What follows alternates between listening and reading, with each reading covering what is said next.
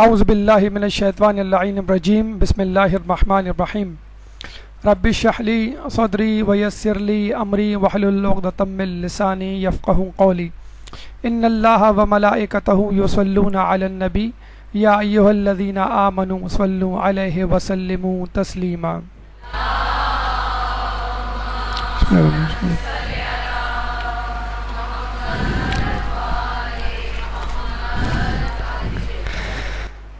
شیطان کی واپسی آپ لوگوں کے چہروں کی شگفتگی سے لگ رہا ہے کہ شیطان کی واپسی بھی ہو چکی ہے اور شاید دوستی بھی ہو چکی ہے یا کم از کم صلح ہو چکی ہے۔ تو آج تو ہمیں شیطان کے خلاف بولنا ہے، تو اگر کسی کو کوئی جملہ ناگوار گزرے تو ابھی پیشگی معذرت۔ ماہ رمضان المبارک گزر چکا، عید آ چکی، شوال رواں دواں ہے، اور ایک مومن جس نے ماہ رمضان بہت اچھی طرح گزارا، سورہ بقرہ کی آیت نمبر 183 کے مطابق گزارا اور لعلکم تتقون کی منزل پر رہ کے گزارا، وہ مومن یقیناً ماہ رمضان کو مس کر رہا ہے۔ اور اس حوالے سے کس طرح ماہ رمضان کے فوائد کو سال بھر تک جاری رکھا جائے، اس عنوان سے گفتگو پچھلے ہفتے آپ کے سامنے گوشے گزار کی گئی۔ لیکن آپ کو معلوم ہے کہ کسی بھی چیز کے دو اسباب ہوا کرتے ہیں، ایک داخلی پہلو اور ایک خارجی پہلو۔ اگر آپ کسی سبب نیکی کو نہیں کر پا رہے یا گناہوں سے نہیں بچ پا رہے تو یقیناً اس میں آپ کی نفس کی کمزوری ہے، آپ کی سستی کاہلی ہے، آپ کی غفلت ہے۔ لیکن بہرحال اس کا ایک خارجی عنصر بھی ہوتا ہے، ایک خارجی سبب بھی ہے، اور وہ ہے شیطان یا شیطان نما انسان۔ جب ماہ رمضان شروع ہوا تھا تو ہم نے دیکھا تھا اور سنا تھا اور اس پہ ایمان بھی تھا کہ اللہ تعالیٰ نے اپنے بندوں کی سہولت کے لیے شیطان ملعون کو مقید کر دیا، اور یہ احادیث مبارکہ بھی ہماری نظروں سے گزری کہ جب رمضان المبارک کا چاند دکھائی دیتا ہے تو جہنم کے دروازے بند اور بہشت کے دروازے کھول دیے جاتے ہیں، نیز شیطان زنجیروں میں جکڑ دیے جاتے ہیں، یعنی نہ صرف بند کر دیا جاتا ہے بلکہ ان کو زنجیروں میں جکڑ بھی دیا جاتا ہے تاکہ وہ جس جگہ قید ہوں وہاں بھی کسی قسم کی حرکت نہ کر سکیں، کوئی پیغام کسی چوکیدار یا نگراں کے ذریعے اپنے کسی دوست کو نہ پہنچا سکیں، بلکہ ایک ایک شیطان پر 7 فرشتے مقرر کیے جاتے ہیں۔ حدیث میں آیا ہے کہ ہر سرکش شیطان کے ساتھ 7 فرشتے مقرر کیے جاتے ہیں۔ یوں سمجھ لیجئے شیطان کے پاس کوئی بھی وے آؤٹ نہیں ہوتا اور وہ اپنی جگہ سے ٹس سے مس نہیں ہو سکتا۔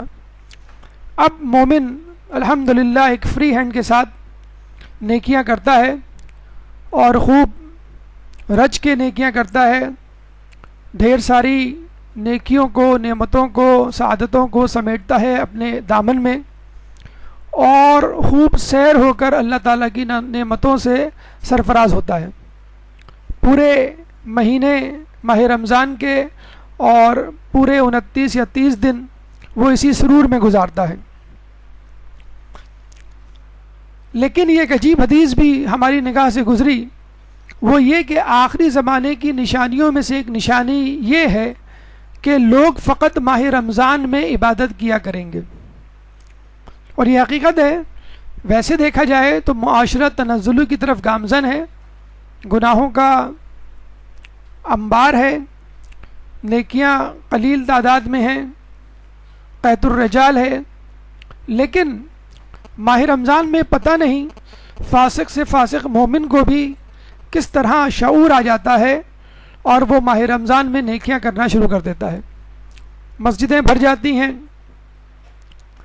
اور گناہ کے اڈے خالی ہو جاتے ہیں، بلکہ گناہوں کے اڈوں میں یعنی ٹی وی اور میڈیا پر ماہ رمضان سے متعلق، نیکیوں سے متعلق گفتگو کی جاتی ہے۔ لیکن پھر وہی افسوس کی بات کہ ماہ رمضان کے بعد یہ سب کچھ غائب ہو جاتا ہے، اور کیا ہوتا ہے، ایک ایک مومن پر کئی کئی شیطان ٹوٹے ہوئے ہوتے ہیں۔ جس طرح ایک شیطان پر 7 فرشتے مقرر تھے، اب اسی قید کا بدلہ لینے کے لیے شیطان باہر نکل آئے، اب ایک ایک مومن پہ 7 شیطان یا 70 شیطان ٹوٹ پڑتے ہیں۔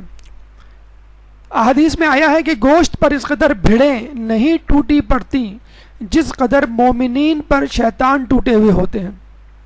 چنانچہ یہ جو آپ کو ایک دم سے اپنی طبیعت میں بوجھل پن، اداسی اور دوبارہ وہی ماہ رمضان سے پہلے والی کیفیت نظر جو آتی ہے، اس میں یقیناً آپ کی کم ہمتی، بزدلی، پستی، سستی کا عمل دخل ہوتا ہے، لیکن اس کے ساتھ ساتھ شیطانوں کی جو یلغار مومنین پر ہوتی ہے اس کا بھی اپنا عمل دخل ہے۔ تو ایک عقل مند مومن یہ کوشش کرتا ہے کہ وہ پتہ چلائے کہ آخر دوبارہ اس گناہ کو کرنے کے کیا اسباب ہیں۔ اس سے پہلے ایک بات سمجھ لیجئے کہ شیطان لفظ شطن سے نکلا ہے، اور شطن کا مطلب ہے باغی، خبیث اور گمراہ کرنے والا شخص، چیز، جن یا کوئی بھی چیز، کوئی بھی شے، یعنی اس کا تعلق جنوں سے بھی ہو سکتا ہے، اس کا تعلق انسانوں سے بھی ہو سکتا ہے، اس کا تعلق چیزوں سے بھی ہو سکتا ہے۔ اور اس کا تذکرہ سورہ انعام آیت نمبر 12 میں اللہ فرماتا ہے وَكَذَلِكَ جَعَلْنَا لِكُلِّ نَبِيٍّ، اور ہم نے ہر نبی کے لیے بنایا عدوًا شیاطین الانس والجن، دشمن جو کہ شیاطین ہیں انسانوں میں سے اور جنوں میں سے، یعنی کوئی نبی ایسا نہیں گزرا کہ جس کا کوئی دشمن نہ ہو، اور وہ دشمن شیطانوں میں سے بھی ہو سکتا ہے، انسانوں میں سے بھی ہو سکتا ہے اور جنوں میں سے بھی ہو سکتا ہے۔ اور آپ کو معلوم ہے کہ شیطان حقیقت میں ایک جن تھا، وَكَانَ مِنَ الْجِنِّ، اور وہ جنوں میں سے تھا۔ تو انسان کو بہکانے والے انسان بھی ہو سکتے ہیں، انسان کو بہکانے والے جن بھی ہو سکتے ہیں، اور ہر وہ شخص، ہر وہ چیز جو انسان کو گمراہ کرے اس کو شیطان کہتے ہیں۔ ہاں، ابلیس جو کہ اس میں علم ہے، اس میں خاص ہے، اس خاص شیطان کو کہتے ہیں کہ جس نے آدم علیہ السلام کو بہکایا اور یہ کہا کہ اس شجر ممنوعہ سے وہ پھل کھا لو جس کا تمہیں منع کیا گیا ہے، اگر تم نے کھا لیا تو تم فرشتے بن جاؤ گے، اگر تم نے کھا لیا تو تمہیں ایک ابدی زندگی مل جائے گی اور تم ہمیشہ ہمیشہ زندہ رہو گے۔ تو وہ ابلیس تھا، اور شیطان ہر بری چیز، ہر برے شخص کو کہتے ہیں، چاہے وہ انسانوں میں سے ہو چاہے وہ جنوں میں سے ہو۔ اچھا، ایک بات سن لیجئے، جیسا کہ آپ کو معلوم ہے اس سے پہلے بھی شیطان کے پھندے کے عنوان سے 2 دروس اس سلسلے میں دیے جا چکے ہیں، اور اس تیسرے درس کی ضرورت اس لیے پیش آئی کہ آپ کو معلوم ہے کہ شیطان کے مختلف پھندے ہیں جو مختلف لوگوں کے لیے وہ استعمال کرتا ہے۔ اس حوالے سے ایک واقعہ بھی ملتا ہے ہمیں، شیخ مرزا انصاری کے زمانے میں ایک شخص نے خواب میں شیطان کو دیکھا کہ وہ مختلف پھندے لیے ہوئے ہیں، تو جب اس سے پوچھا کہ یہ مختلف پھندے کیوں ہیں تمہارے پاس، تو شیطان نے کہا کہ یہ مختلف قسم کے لوگوں کے لیے مختلف پھندے میں استعمال کرتا ہوں۔ اور جب اس شخص نے کہا کہ میرے لیے اس میں کون سا پھندا ہے، تو شیطان نے کہا تو اپنا یار ہے، تجھے کسی پھندے کی ضرورت نہیں۔ تو یاد رکھ لیجئے، جس طرح ہم دیکھتے ہیں کہ ایک شخص جو ابھی بیماری میں مبتلا نہیں ہوا، مثلا ایک شخص جس کے ماں باپ دونوں ڈائبیٹک ہیں، تو وہ چونکہ ابھی بیماری میں مبتلا نہیں ہوا، چنانچہ اس کو احتیاط کا کہا جائے گا، ڈاکٹر اسے پریونٹیو میجرز کا کہیں گے کہ وہ ایسی غذائیں استعمال کرے، ایسا لائف اسٹائل ایڈاپٹ کرے کیونکہ اس کو ڈائبٹیز نہ ہو۔ اسی طرح ہائپر ٹینشن، اس طرح اور بیماریاں۔ اگر وہ شخص کسی بیماری میں مبتلا ہو جاتا ہے، مثلا ڈائبٹیز، ہائپر ٹینشن یا کوئی، اب اس کا علاج مختلف ہوگا۔ اب ڈاکٹر یہ نہیں کہے گا تم احتیاط کرو، ڈاکٹر یہ کہے گا تم فوراً میرے پاس آ جاؤ، میں تمہیں دوا دوں گا۔ اگر شدید مسئلہ نہیں ہے تو گولیوں سے علاج، اور اگر مسئلہ گھمبیر ہے تو پھر انجیکشن سے علاج اور ہاسپٹلائزیشن، اس کو ہم کہتے ہیں علاج۔ علاج کے بعد جب وہی شخص ڈسچارج ہوتا ہے صحت یاب ہو کر، تو پھر وہ ڈاکٹر سے پوچھتا ہے ڈاکٹر صاحب میں آپ کی دوا تو استعمال کروں گا لیکن پرہیز کیا کیا ہے؟ پھر وہ بتلاتے ہیں بھئی آپ نمک سے پرہیز کریں اگر آپ کو بلڈ پریشر ہے، بھئی آپ شوگر سے پرہیز کریں اگر آپ کو ڈائبٹیز ہے، وغیرہ وغیرہ۔ تو آپ نے دیکھا کہ ایک ہی شخص ہے لیکن علاج مختلف ہے۔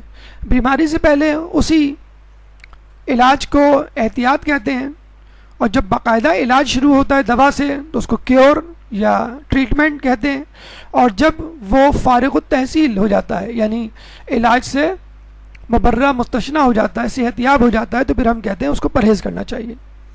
ابھی حسن ظن سے ماشاءاللہ انشاءاللہ کام لیتے ہوئے آپ تمام لوگ لعلکم تتقون کی منزل پر پہنچ چکے ہیں، آپ نے تقوی حاصل کر لیا ہے، ماہ رمضان کو کامیابی کے ساتھ گزار لیا ہے۔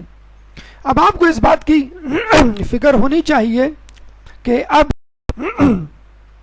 میں جس تقوی کا حامل ہوں اس تقوی کو سنبھال پاؤں گا کہ نہیں۔ جو کہتے ہیں کہ کامیابی حاصل کرنا آسان ہے لیکن اس کو قائم رکھنا مشکل ہے، اسی طرح عزت حاصل کرنا معاشرے میں آسان ہے لیکن عزت کو ملیا میٹ کرنا شاید سیکنڈوں کا اور منٹوں کا کام ہے۔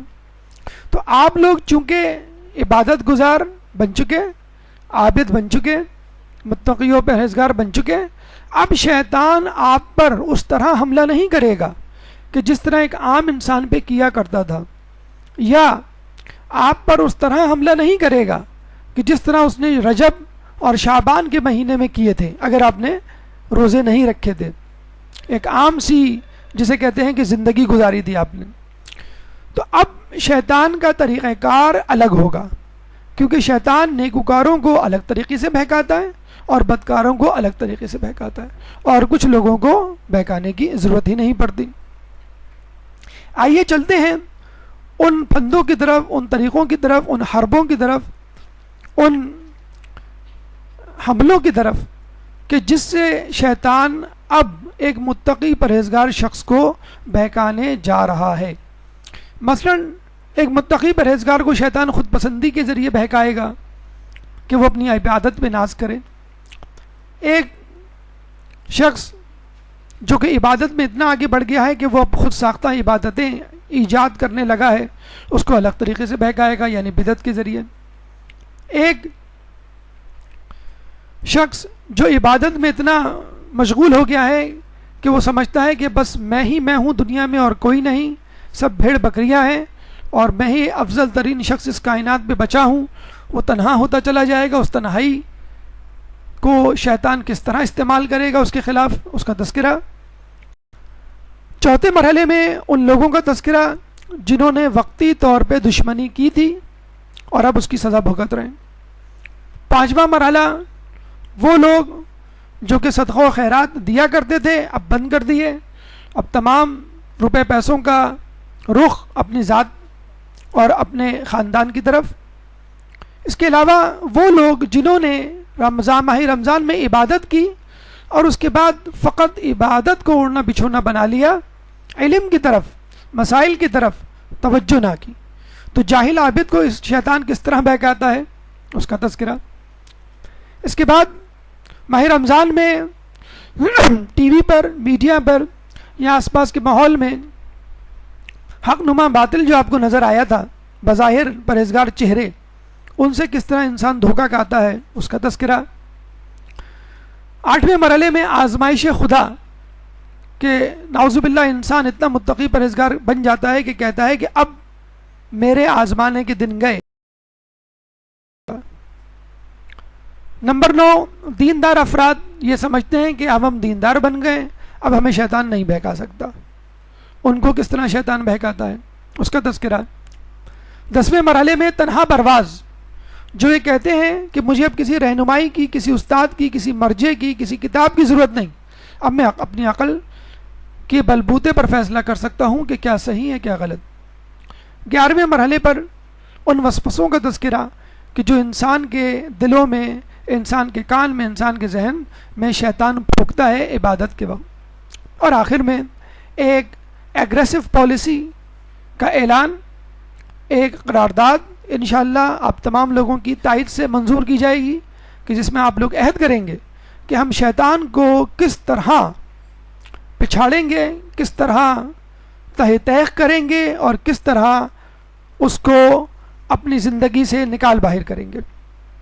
آئیے اپنی گفتگو کے پہلے مرحلے کی طرف چلتے ہیں، خود پسندی۔ دیکھیے، خود پسندی کا مطلب یہ ہے کہ انسان اپنے آپ کو پسند کرنا شروع کر دے خود بخود، اور خود کو پسند کرے، کسی اور کو پسند نہ کرے۔ یعنی اگر وہ گفتگو کرے تو اپنے بارے میں، اپنی جسمانی ساخت کے بارے میں، اپنے حسن کے بارے میں، اپنی طاقت کے بارے میں، اپنے لباس کے بارے میں، اپنی چیزوں کے بارے میں، مثلا موبائل، کمپیوٹر وغیرہ، بیوی بچوں اور شوہر کے بارے میں، اپنے گھر والوں کے بارے میں، گھر میں موجود فرنیچر کے بارے میں، وغیرہ وغیرہ، یعنی اپنی ذات اور اپنی ذات سے منسلک و مربوط چیزوں سے متعلق گفتگو کرنا، تعریف کرنا، فخر کرنا، اور لوگوں کو مجبور کرنا کہ وہ خود اس کی تعریف کریں۔ باقاعدہ علم نفسیات میں یہ ایک مرض ہے جس کو ہم کہتے ہیں نارسیسزم، اور ایسے شخص کو ہم کہتے ہیں نارسیسسٹ، نرگیسیت یا نرگس، وہ شخص نرگس کہلائے گا۔ یعنی اور باقاعدہ یہ ایک یونان میں ایک شخص گزرا ہے، نارسسٹ اس کا نام تھا، اور وہ اتنا حسین و خوبصورت تھا، جس طرح ہمارے یہاں یوسف علیہ السلام کے حسن کے چرچے ہیں، اس طرح اس کے حسن کے چرچے تھے۔ اور وہ ایک دفعہ اپنے پانی میں اپنے عکس کو دیکھتا ہے تو وہ کھو جاتا ہے اپنے حسن میں، اور پھر اس کے بعد وہ اپنے ہی حسن میں، اپنے ہی عشق میں گرفتار رہتا ہے۔ تو یہ خود پسندی۔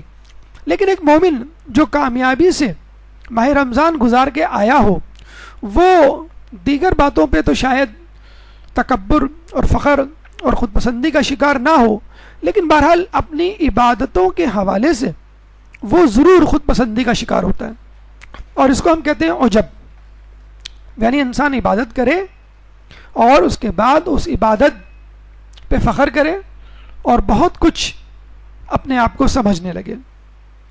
حدیث میں آیا ہے کہ اللہ تعالیٰ نے شیطان کے ساتھ جو کچھ کیا، اس سے عبرت حاصل کرو کہ اس کی طویل عبادتوں اور بھرپور کوششوں پر اس کے ایک گھڑی کے گھمنڈ نے پانی پھیر دیا، حالانکہ اس نے 6000 برس تک، جو پتہ نہیں دنیا کے سال تھے یا آخرت کے، اللہ کی عبادت کی تھی۔ اور یہ بھی ملتا ہے کہ شیطان نے 6000 برس فقط 2 رکعت نفل پڑھی تھی، اس کے علاوہ عبادت اور کی تھی، لیکن بہرحال عبادت گزار تو تھا۔ اور یہ بھی شاید قصہ آپ نے سنا ہوگا، مختصراً بیان کرتے چلیں۔ عزازیل تھا اس کا نام اصل۔ جب اللہ نے یہ اعلان کیا کہ آج میں ایک شخص کو سزا دینے والا ہوں، تو تمام فرشتے کام گئے، جس میں سب سے زیادہ پہلے آسمان کے فرشتے پریشان ہوئے، کیونکہ ہم کم ترین فرشتوں میں ہمارا شمار ہوتا ہے، کہیں وہ سزا ہم کو نہیں دی جانے والی۔ لیکن وہ اپنے آپ کو اس قابل نہیں سمجھتے تھے کہ ان کی دعا قبول ہو، چنانچہ وہ دوسرے آسمان کے فرشتوں کی طرف گئے، ان سے دعا کی، سفارش کی، استدعا کی۔ انہوں نے کہا ہم تم سے برتر ہیں، لیکن ہمیں بھی اپنا نہیں معلوم کہ ہماری دعا قبول ہوگی کہ نہیں، چلو تیسرے آسمان کے فرشتوں کے پاس چلتے ہیں۔ اسی طرح ہر آسمان کے فرشتوں نے انکار کر دیا کہ ہم تم سے افضل تو ہیں، لیکن اپنے آپ کو اس قابل نہیں پاتے کہ تمہاری سفارش کر پائیں۔ پھر تمام آسمانوں کے فرشتوں نے یہ فیصلہ کیا کہ ہم عزازیل کے پاس چلتے ہیں، جو کہ بہت زیادہ پرہیزگار اور عبادت کرنے والا ہے، وہ ہماری سفارش کرے گا، وہ ہمارے لیے دعا کرے گا۔ اور جب عزازیل ان لوگوں کو لے کے اللہ کی بارگاہ میں آیا تو پتہ چلا کہ وہاں سینیریو ہی ڈیفرنٹ تھا، عجیب منظر تھا کہ اللہ تعالیٰ نے آدم علیہ السلام کو پیدا کیا اور تمام فرشتوں کو کہا وَإِذْ قُلْنَا لِلْمَلَائِكَةِ اسْجُدُوا فَسَجَدُوا إِلَّا إِبْلِيسَ، کہ آدم کو سجدہ کرو، سب لوگوں نے سجدہ کر دیا لیکن ابلیس نے سجدہ نہیں کیا، اور یہ کہا کہ میں زیادہ معتبر ہوں، افضل ہوں، میں نے زیادہ عبادت کی ہے، میں آگ سے بنا ہوں، میں نور سے بنا ہوں، آدم مٹی سے بنے ہیں، آدم نے تو عبادت ہی نہیں کی، میں آدم سے افضل ہوں، میں آدم کو سجدہ نہیں کروں گا۔ اور پھر اللہ تعالیٰ نے اس کو ملعون و مردود کہہ کے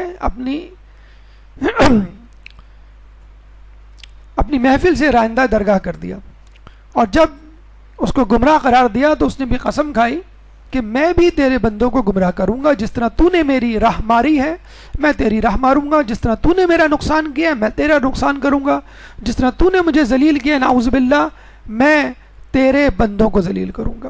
اور اس کے بعد اللہ نے یہ ڈیکلیریشن بھی دے دیا تھا کہ میرے خاص بندے تیرے بہکاوے میں نہیں آئیں گے، اور چونکہ اس نے اتنے عرصے عبادت کی تھی اس کا صلہ اس کو آخرت میں تو ملنا نہیں تھا، کچھ نہ کچھ کنسیشن اور رعایت یا صلہ تو دینا تھا۔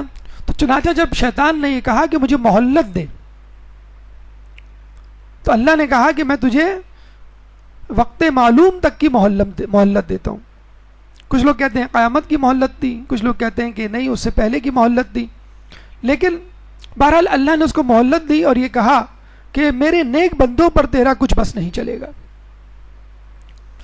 اور اس کے بعد شیطان نے جو ہے لوگوں کو بہکانا شروع کیا، اور اس کا طریقہ یہ ہوتا ہے کہ شیطان پہلے تو آپ کو عبادت سے روکتا ہے کہ صبح فجر میں نہ اٹھو، صبح فجر جو ہے 4:45 بجے ہوتی ہے اور تمہیں اسکول اور یا کالج کے جانے کے لیے 7 بجے دوبارہ اٹھنا ہوتا ہے، نیند ٹوٹ جائے گی، دوبارہ نہیں اٹھا جائے گا، اکٹھا اٹھ کے قضا پڑھ لینا، اس کے بعد وہ قضا بھی بھلا دیتا ہے۔ صبح کی بجائے رات کو دیر تک پڑھا کرو، صبح آنکھ کھلے نہ کھلے لیکن رات تو آپ کے ہاتھ میں ہوتی ہے، سکون سے پڑھائی ہوگی، روزہ نہ رکھو کمزوری ہو جائے گی، تم کو ویسے بھی شوگر ہے، بلڈ پریشر ہے، یا امکان ہے کل بہت گھومنا ہے، شاپنگ کرنی ہے، اسکول کالج وغیرہ وغیرہ، صدقہ و خیرات نہ دو، اپنے گھر والوں پہ خرچ کرو، اپنے اوپر خرچ کرو۔ لیکن جو نیک مومن ہوتے ہیں وہ اس کی ایک نہیں سنتے، روزے بھی رکھتے ہیں، نماز بھی پڑھتے ہیں، صدقہ و خیرات بھی دیتے ہیں، نیکیاں بھی کرتے ہیں، گناہوں سے بھی بچتے ہیں۔ اب جب وہ یہ دیکھ لیتا ہے کہ اب یہ مومن میرے بس میں نہیں، میرے ہاتھ آنے والا نہیں، تو اب وہ کیا کرتا ہے؟ الٹی چکی، الٹی گنگا بہانے کی کوشش کرتا ہے۔ کیسے؟ اب وہ آپ کو فجر کی نماز میں اٹھائے گا، اب وہ آپ کو نماز شب بھی پڑھوائے گا، اب آپ کو وہ گناہوں سے بھی بچائے گا، اب آپ کو نیکیوں کی توفیق شیطان خود دیتا ہے۔ اور جب انسان اتنا زیادہ نیکوکار بن جاتا ہے کہ اپنے آس پاس کے لوگوں سے ممیز ہو جاتا ہے، تو پھر اس کے دل میں ایک خود پسندی اور عجب کا جذبہ بیدار ہو جاتا ہے کہ اب میں ان لوگوں سے بہتر ہوں، امی دیکھو ٹھیک سے حجاب نہیں کرتی، میں مکمل حجاب کرتی ہوں، ابو جو ہیں وہ اکثر نماز نہیں پڑھتے، بعض اوقات تاخیر سے پڑھتے ہیں، بھیا تو جو وہ چیٹنگ میں بس لگا رہتا ہے اور دیر سے آتا ہے، ماں باپ کی سنتا نہیں ہے، میں سب سے افضل ہوں، میں سب سے بہتر ہوں، میں تو مدرسے بھی جاتی ہوں، میں جو ہوں وہ اپنا اسکول کالج اور مدرسے کی تعلیم پہ بھی توجہ دیتی ہوں، سب میری تعریف کرتے ہیں، مجھ سے بہتر کوئی نہیں۔ اور تھوڑی سی بھی نیکی آپ کر لیں گے تو آپ کہیں گے بس یہ سب سے زیادہ ہے، اور یہی سب سے کام اہم ہے اور لوگوں کو یہی کام کرنا چاہیے۔ اگر آپ نے کسی مستحب عمل کو شروع کر دیا تو آپ یہ کہتے ہیں بس تمام لوگوں کو یہی کام کرنا چاہیے اور باقی کام جو لوگ کر رہے ہیں وہ غلط ہے یا کم اہم ہے۔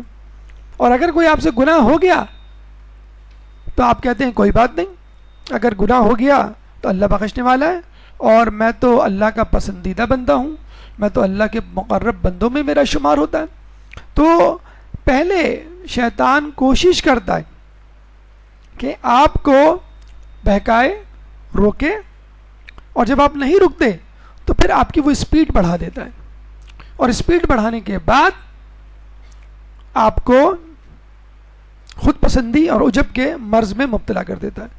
مثلا ایک شخص جو باقاعدگی سے نماز کا پابند تھا، ایک دفعہ اس کی فجر کی نماز چھوٹ گئی تو اس نے صبح اٹھ کے فجر کی نماز 20 مرتبہ پڑھی۔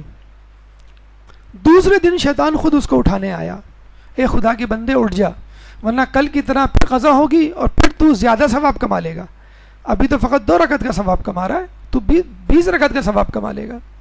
تو یہ بھی یاد رکھ لیجئے کہ بعض اوقات آپ کے لیے نیکیاں اتنی آسان ہو جاتی ہیں اور گناہ کرنا اتنا مشکل ہو جاتا ہے کہ آپ کو خود سمجھ میں نہیں آتا کہ مجھے کیا ہو گیا ہے، میں روزے پہ روزے رکھ رہی ہوں، مجھے کیا ہو گیا ہے، نماز شب میں خود آنکھ کھل جاتی ہے، مجھے کیا ہو گیا ہے، ٹی وی دیکھنے کو جی نہیں چاہتا، مجھے کیا ہو گیا ہے، غیبت کرنے پہ میں جو ہوں وہ آگ بگولا ہو جاتی ہوں۔ اور کچھ ہی عرصے بعد یہی شخصیت تکبر، خود پسندی اور عجب میں مبتلا ہو جاتی ہے۔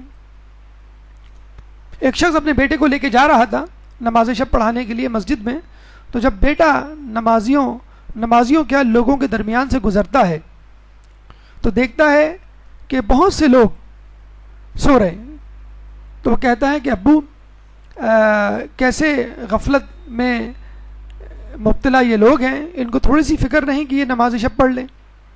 تو اس کے والد نے اس سے کہتے ہیں کہ بیٹا اس سے بہتر تھا کہ تم بھی سو جاتے. تو یہ حقیقت ہے، جب آپ نماز شب پڑھتی ہیں، جب آپ نماز فجر پڑھتی ہیں، جب آپ مستحب روزے رکھتی ہیں، تو گھر میں بہت سارے لوگ ہیں جو نہیں رکھ پاتے، نہیں کر پاتے اتنی عبادت. تو آپ کے اندر ایک فخر و غرور پیدا ہو جاتا ہے. پہلے تو کوشش ہوتی ہے کہ اس نیکی کو ڈسکلوز کیا جائے، بتایا جائے کہ میں نے آج نماز شب پڑھی، آج میں نے روزہ رکھا، آج میں نے نیکی کی، آج میں نے صدقہ دیا، آج میں نے فلاں کی مدد کی.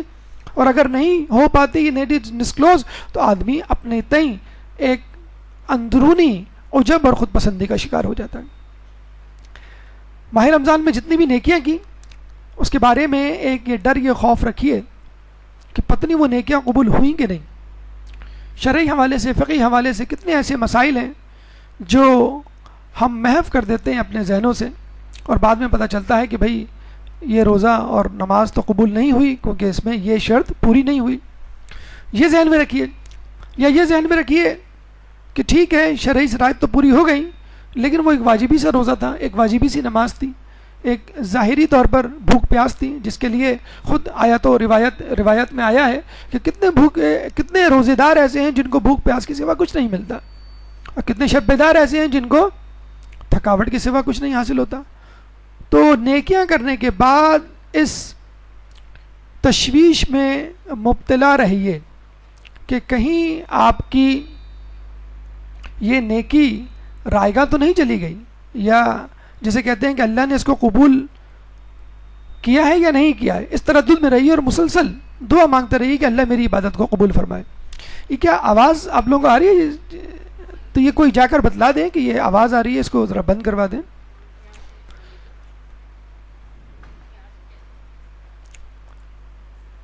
دوسرا مرحلہ بدعت یعنی دین میں کوئی چیز ایجاد کرنا، خود ساختہ عبادت. اور ایسا ہوتا ہے کہ جب انسان کسی عبادت کو کرنے لگتا ہے، نیکی کی طرف آتا ہے اور مسلسل نیکیاں انجام دیتا ہے، تو بعض اوقات وہ خود اپنے طور پہ فیصلے کرنے لگتا ہے، اور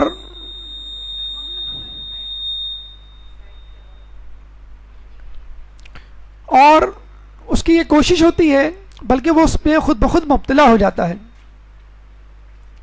کہ کچھ نئی عبادتیں ایجاد کر لے یا اپنے طور پہ فیصلے کر لے. اگر نماز میں شک آتا بھی ہے تو وہ اس شک کو رد کر دیتا ہے. کچھ نہیں ہوتا، اصل چیز تو انسان کا خلوص ہوتا ہے. انسان کے اندر نیت پاک و پاکیزہ ہو تو اس کا عمل خود بخود قبول ہو جاتا ہے. تو یاد رکھ لیجئے کہ شیطان نے ایک پروپوزل دیا تھا خدا کو، اور یہ کہا تھا کہ اگر تو مجھے آدم کے سجدے سے باز رکھے تو میں تیری ایسی عبادت کروں گا کہ کائنات میں کسی نے نہ کی ہوگی. خدا نے کیا کہا تھا کہ میں چاہتا ہوں کہ میری عبادت ویسے ہو جیسے میں چاہتا ہوں. اللہ کو ہماری خود ساختہ عبادت نہیں چاہیے. مثلا 1 مہینہ ہو گیا آپ کو روزے رکھے ہوئے، آپ نے کہا کہ بھائی اب تو میری عادت ہو گئی ہے، اب تو دوپہر کا کھانا میں کھا ہی نہیں سکتی، مجھے تو الٹی ہو جائے گی، میں عید کے دن بھی روزہ رکھوں گی. حرام قرار دیا ہے. دیکھیں اللہ تعالیٰ یہ بھی تو کر سکتا تھا کہ ٹھیک ہے تمہیں عادت پڑ گئی ہے تو اب آہستہ آہستہ اس عادت کو ترک کرو. عید کے دن جو ہے وہ کم کھانا کھاؤ، یا جوس یا پانی پہ گزارا کر لو، پھر دوسرے دن تھوڑا سا زیادہ کھاؤ، پھر چوتھے دن جو ہے وہ تیسرے دن چوتھے دن تم اپنا نارمل کھانا کھاؤ. نہیں، بالکل حرام مطلقاً. اس کا مطلب کیا ہوا کہ جب آپ سے کہا جائے کھڑے ہو جاؤ آپ کھڑے ہو جائیں، جب آپ سے کہا جائے کہ بیٹھ جاؤ آپ بیٹھ جائیں، جب آپ سے کہا جائے کہ گھر سے نکل جاؤ تو نکل جائیں، جب آپ سے کہا جائے کہ تلوار لے کے میدان جنگ میں آ جاؤ آپ تلوار لے کے میدان جنگ میں آ جائیں، جب آپ سے کہا جائے کہ کھاؤ پیو آپ کھائیں پئیں، جب آپ سے کہا جائے کہ روزے رکھو واجب ہے تو آپ روزے رکھیں. آپ کو اپنی مرضی نہیں دیکھنی.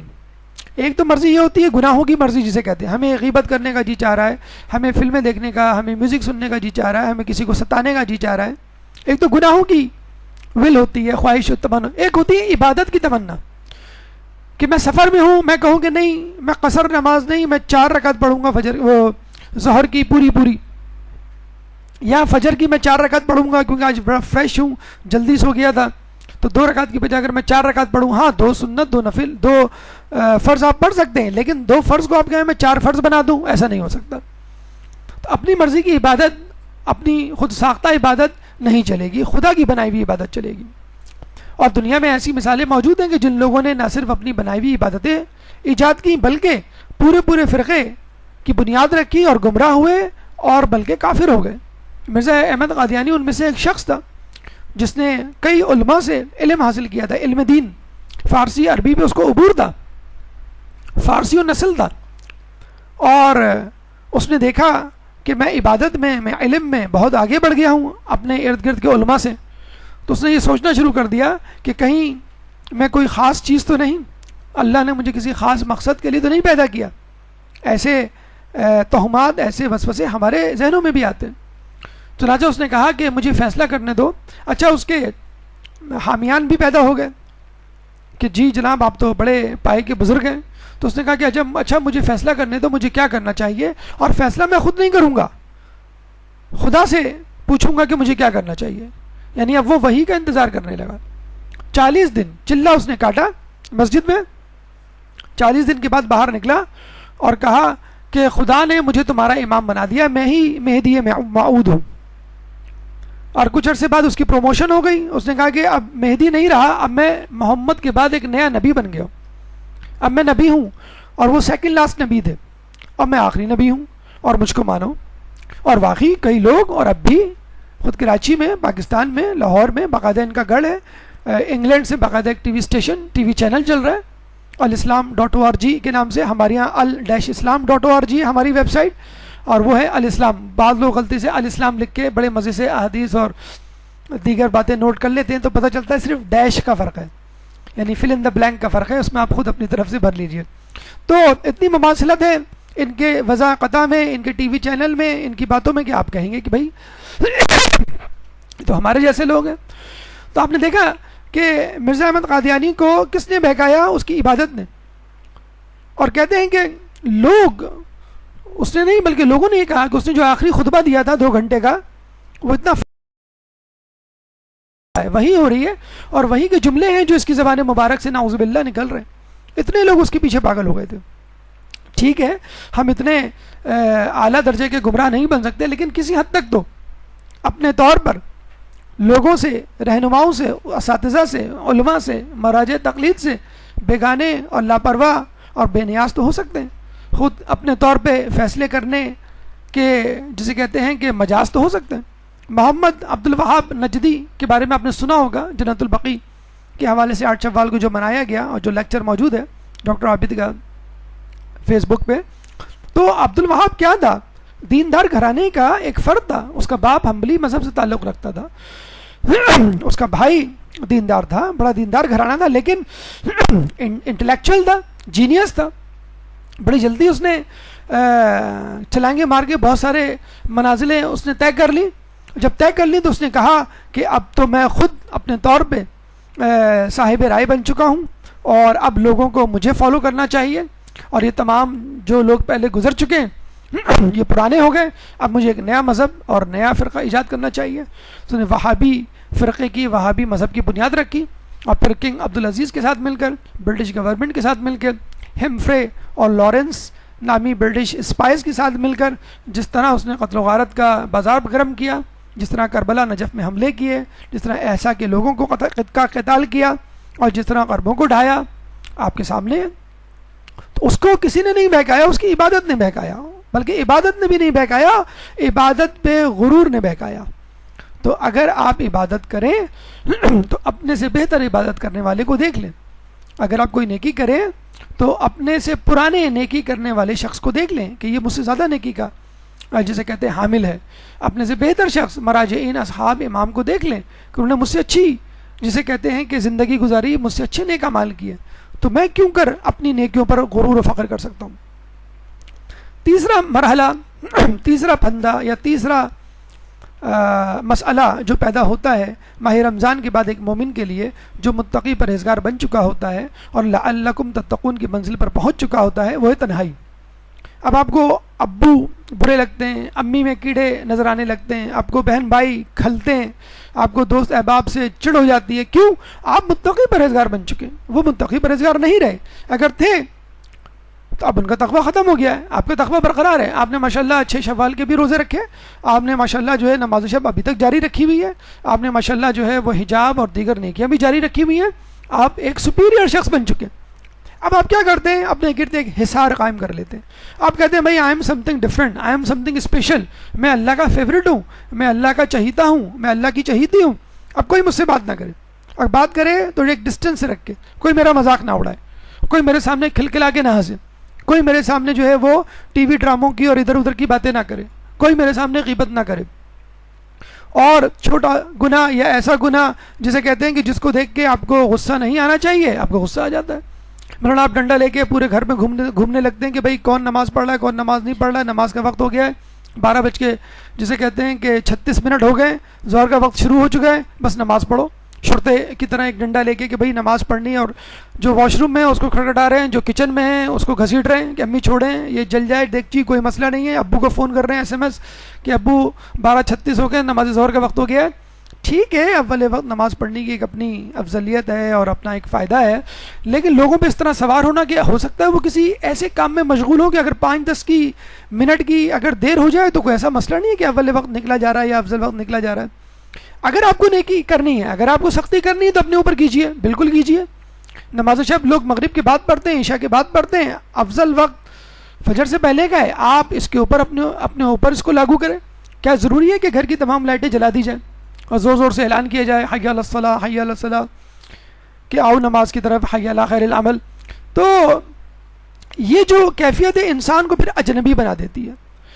پھر اگر اس کے سامنے کوئی گفتگو ہوتی ہے مثلا لباس کی، مثلا شاپنگ کی، مثلا کسی ڈش کی ریسیپی کی، تو وہ اس کو بھی ناپسند کرتا ہے، حالانکہ اس میں کوئی گناہ کی بات نہیں ہے۔ اگر کوئی کسی فیشن کی، کسی لباس کی، کسی اچھی ڈش کی ریسیپی کی بات کر رہا ہے، کسی کھیل سے متعلق کوئی گفتگو ہو رہی ہے، اب آپ کہتے ہیں کہ نہیں یہ سب حرام ہے، یہ دنیا میں رہ جائے گا، عند اللہ حسن المآب، جو اللہ کے پاس ہے وہی رہنے والا ہے، وہ زیادہ بہت خوب، ٹھیک ہے وہ بھی آپ کو ملے گا، لیکن دنیا کی نعمتوں کو اس طرح ٹھکرانا، ایک مجرد زندگی بنا لینا، اپنے آپ کو تجرد کی کیفیت میں ڈال لینا اور سب کچھ چھوڑ دینا، یہ کہیں کی جسے کہتے ہیں کہ عقل مندی نہیں۔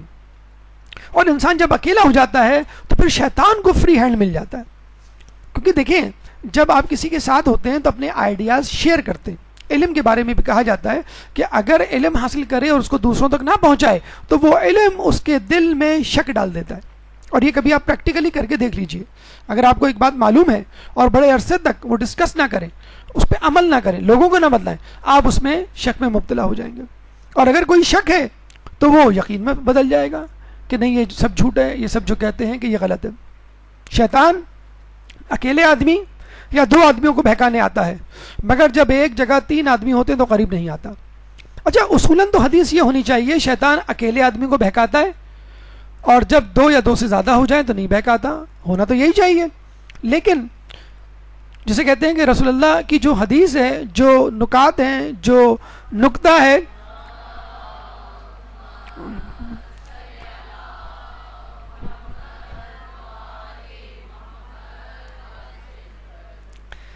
اچھا آپ لوگوں کے لیے ایک تھوڑا سا ہدایت ہے کہ درس کے دوران بہت اچھی بات ہے، نام آتا ہے معصومین کا، اس میں آپ درود پڑھتے ہیں، آپ کو ثواب ملتا ہے۔ کوشش کریں یہ درود آپ دل میں پڑھ لیں، کیونکہ مجھے ابھی بتلایا گیا ہے کہ ریکارڈنگ میں تھوڑی سی پرابلم ہوتی ہے، وہ پاز آ جاتا ہے ایک، اور کافی منٹ تک وہ جسے کہتے ہیں یا آدھے منٹ تک ان کی ریکارڈنگ رک جاتی ہے، تو ان کو کافی دشواری ہوتی ہے جب یہ ایڈیٹنگ کرتے ہیں۔ تو معذرت کے ساتھ اگر آپ چاہیں تو یہ درود آپ دل میں پڑھ لیں، یا جسے کہتے ہیں اسکپ کر لیں یا بعد میں پڑھ لیں۔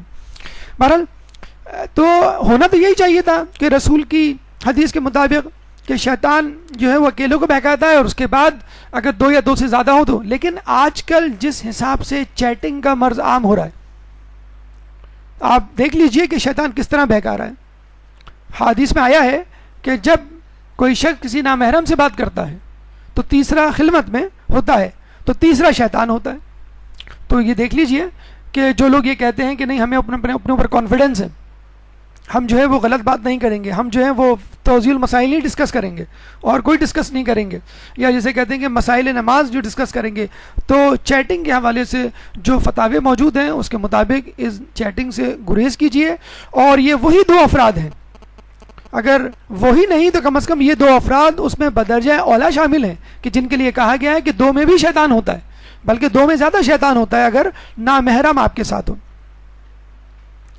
اچھا، اس کے علاوہ ٹی وی جس کو آپ دیکھا کرتے تھے، جس کی آپ کو عادت پڑ گئی تھی، اور ٹی وی کے پروگرام ایک لت کی شکل اختیار کر چکے تھے، ایک وبا کی شکل اختیار کر چکے تھے. جب لوگوں کو کہا جاتا تھا کہ ٹی وی پہ جو پروگرامات آ رہے ہیں یہ آپ کو بہکانے کے لیے ہیں، اور لوگ بڑے غصے سے کہا کرتے تھے کہ بھئی آپ زاہد خشک بن گئے، آپ تجرد میں چلے گئے، آپ سختی پر اتر آئیں، شدت پسند ہو گئے، ٹی وی پہ جو کچھ آ رہا ہے وہ مذہب کے بارے میں آ رہا ہے، اینکر پرسن جو ہے وہ مذہبی گفتگو کرتے ہیں، علماء کو بلایا جا رہا ہے، وغیرہ وغیرہ.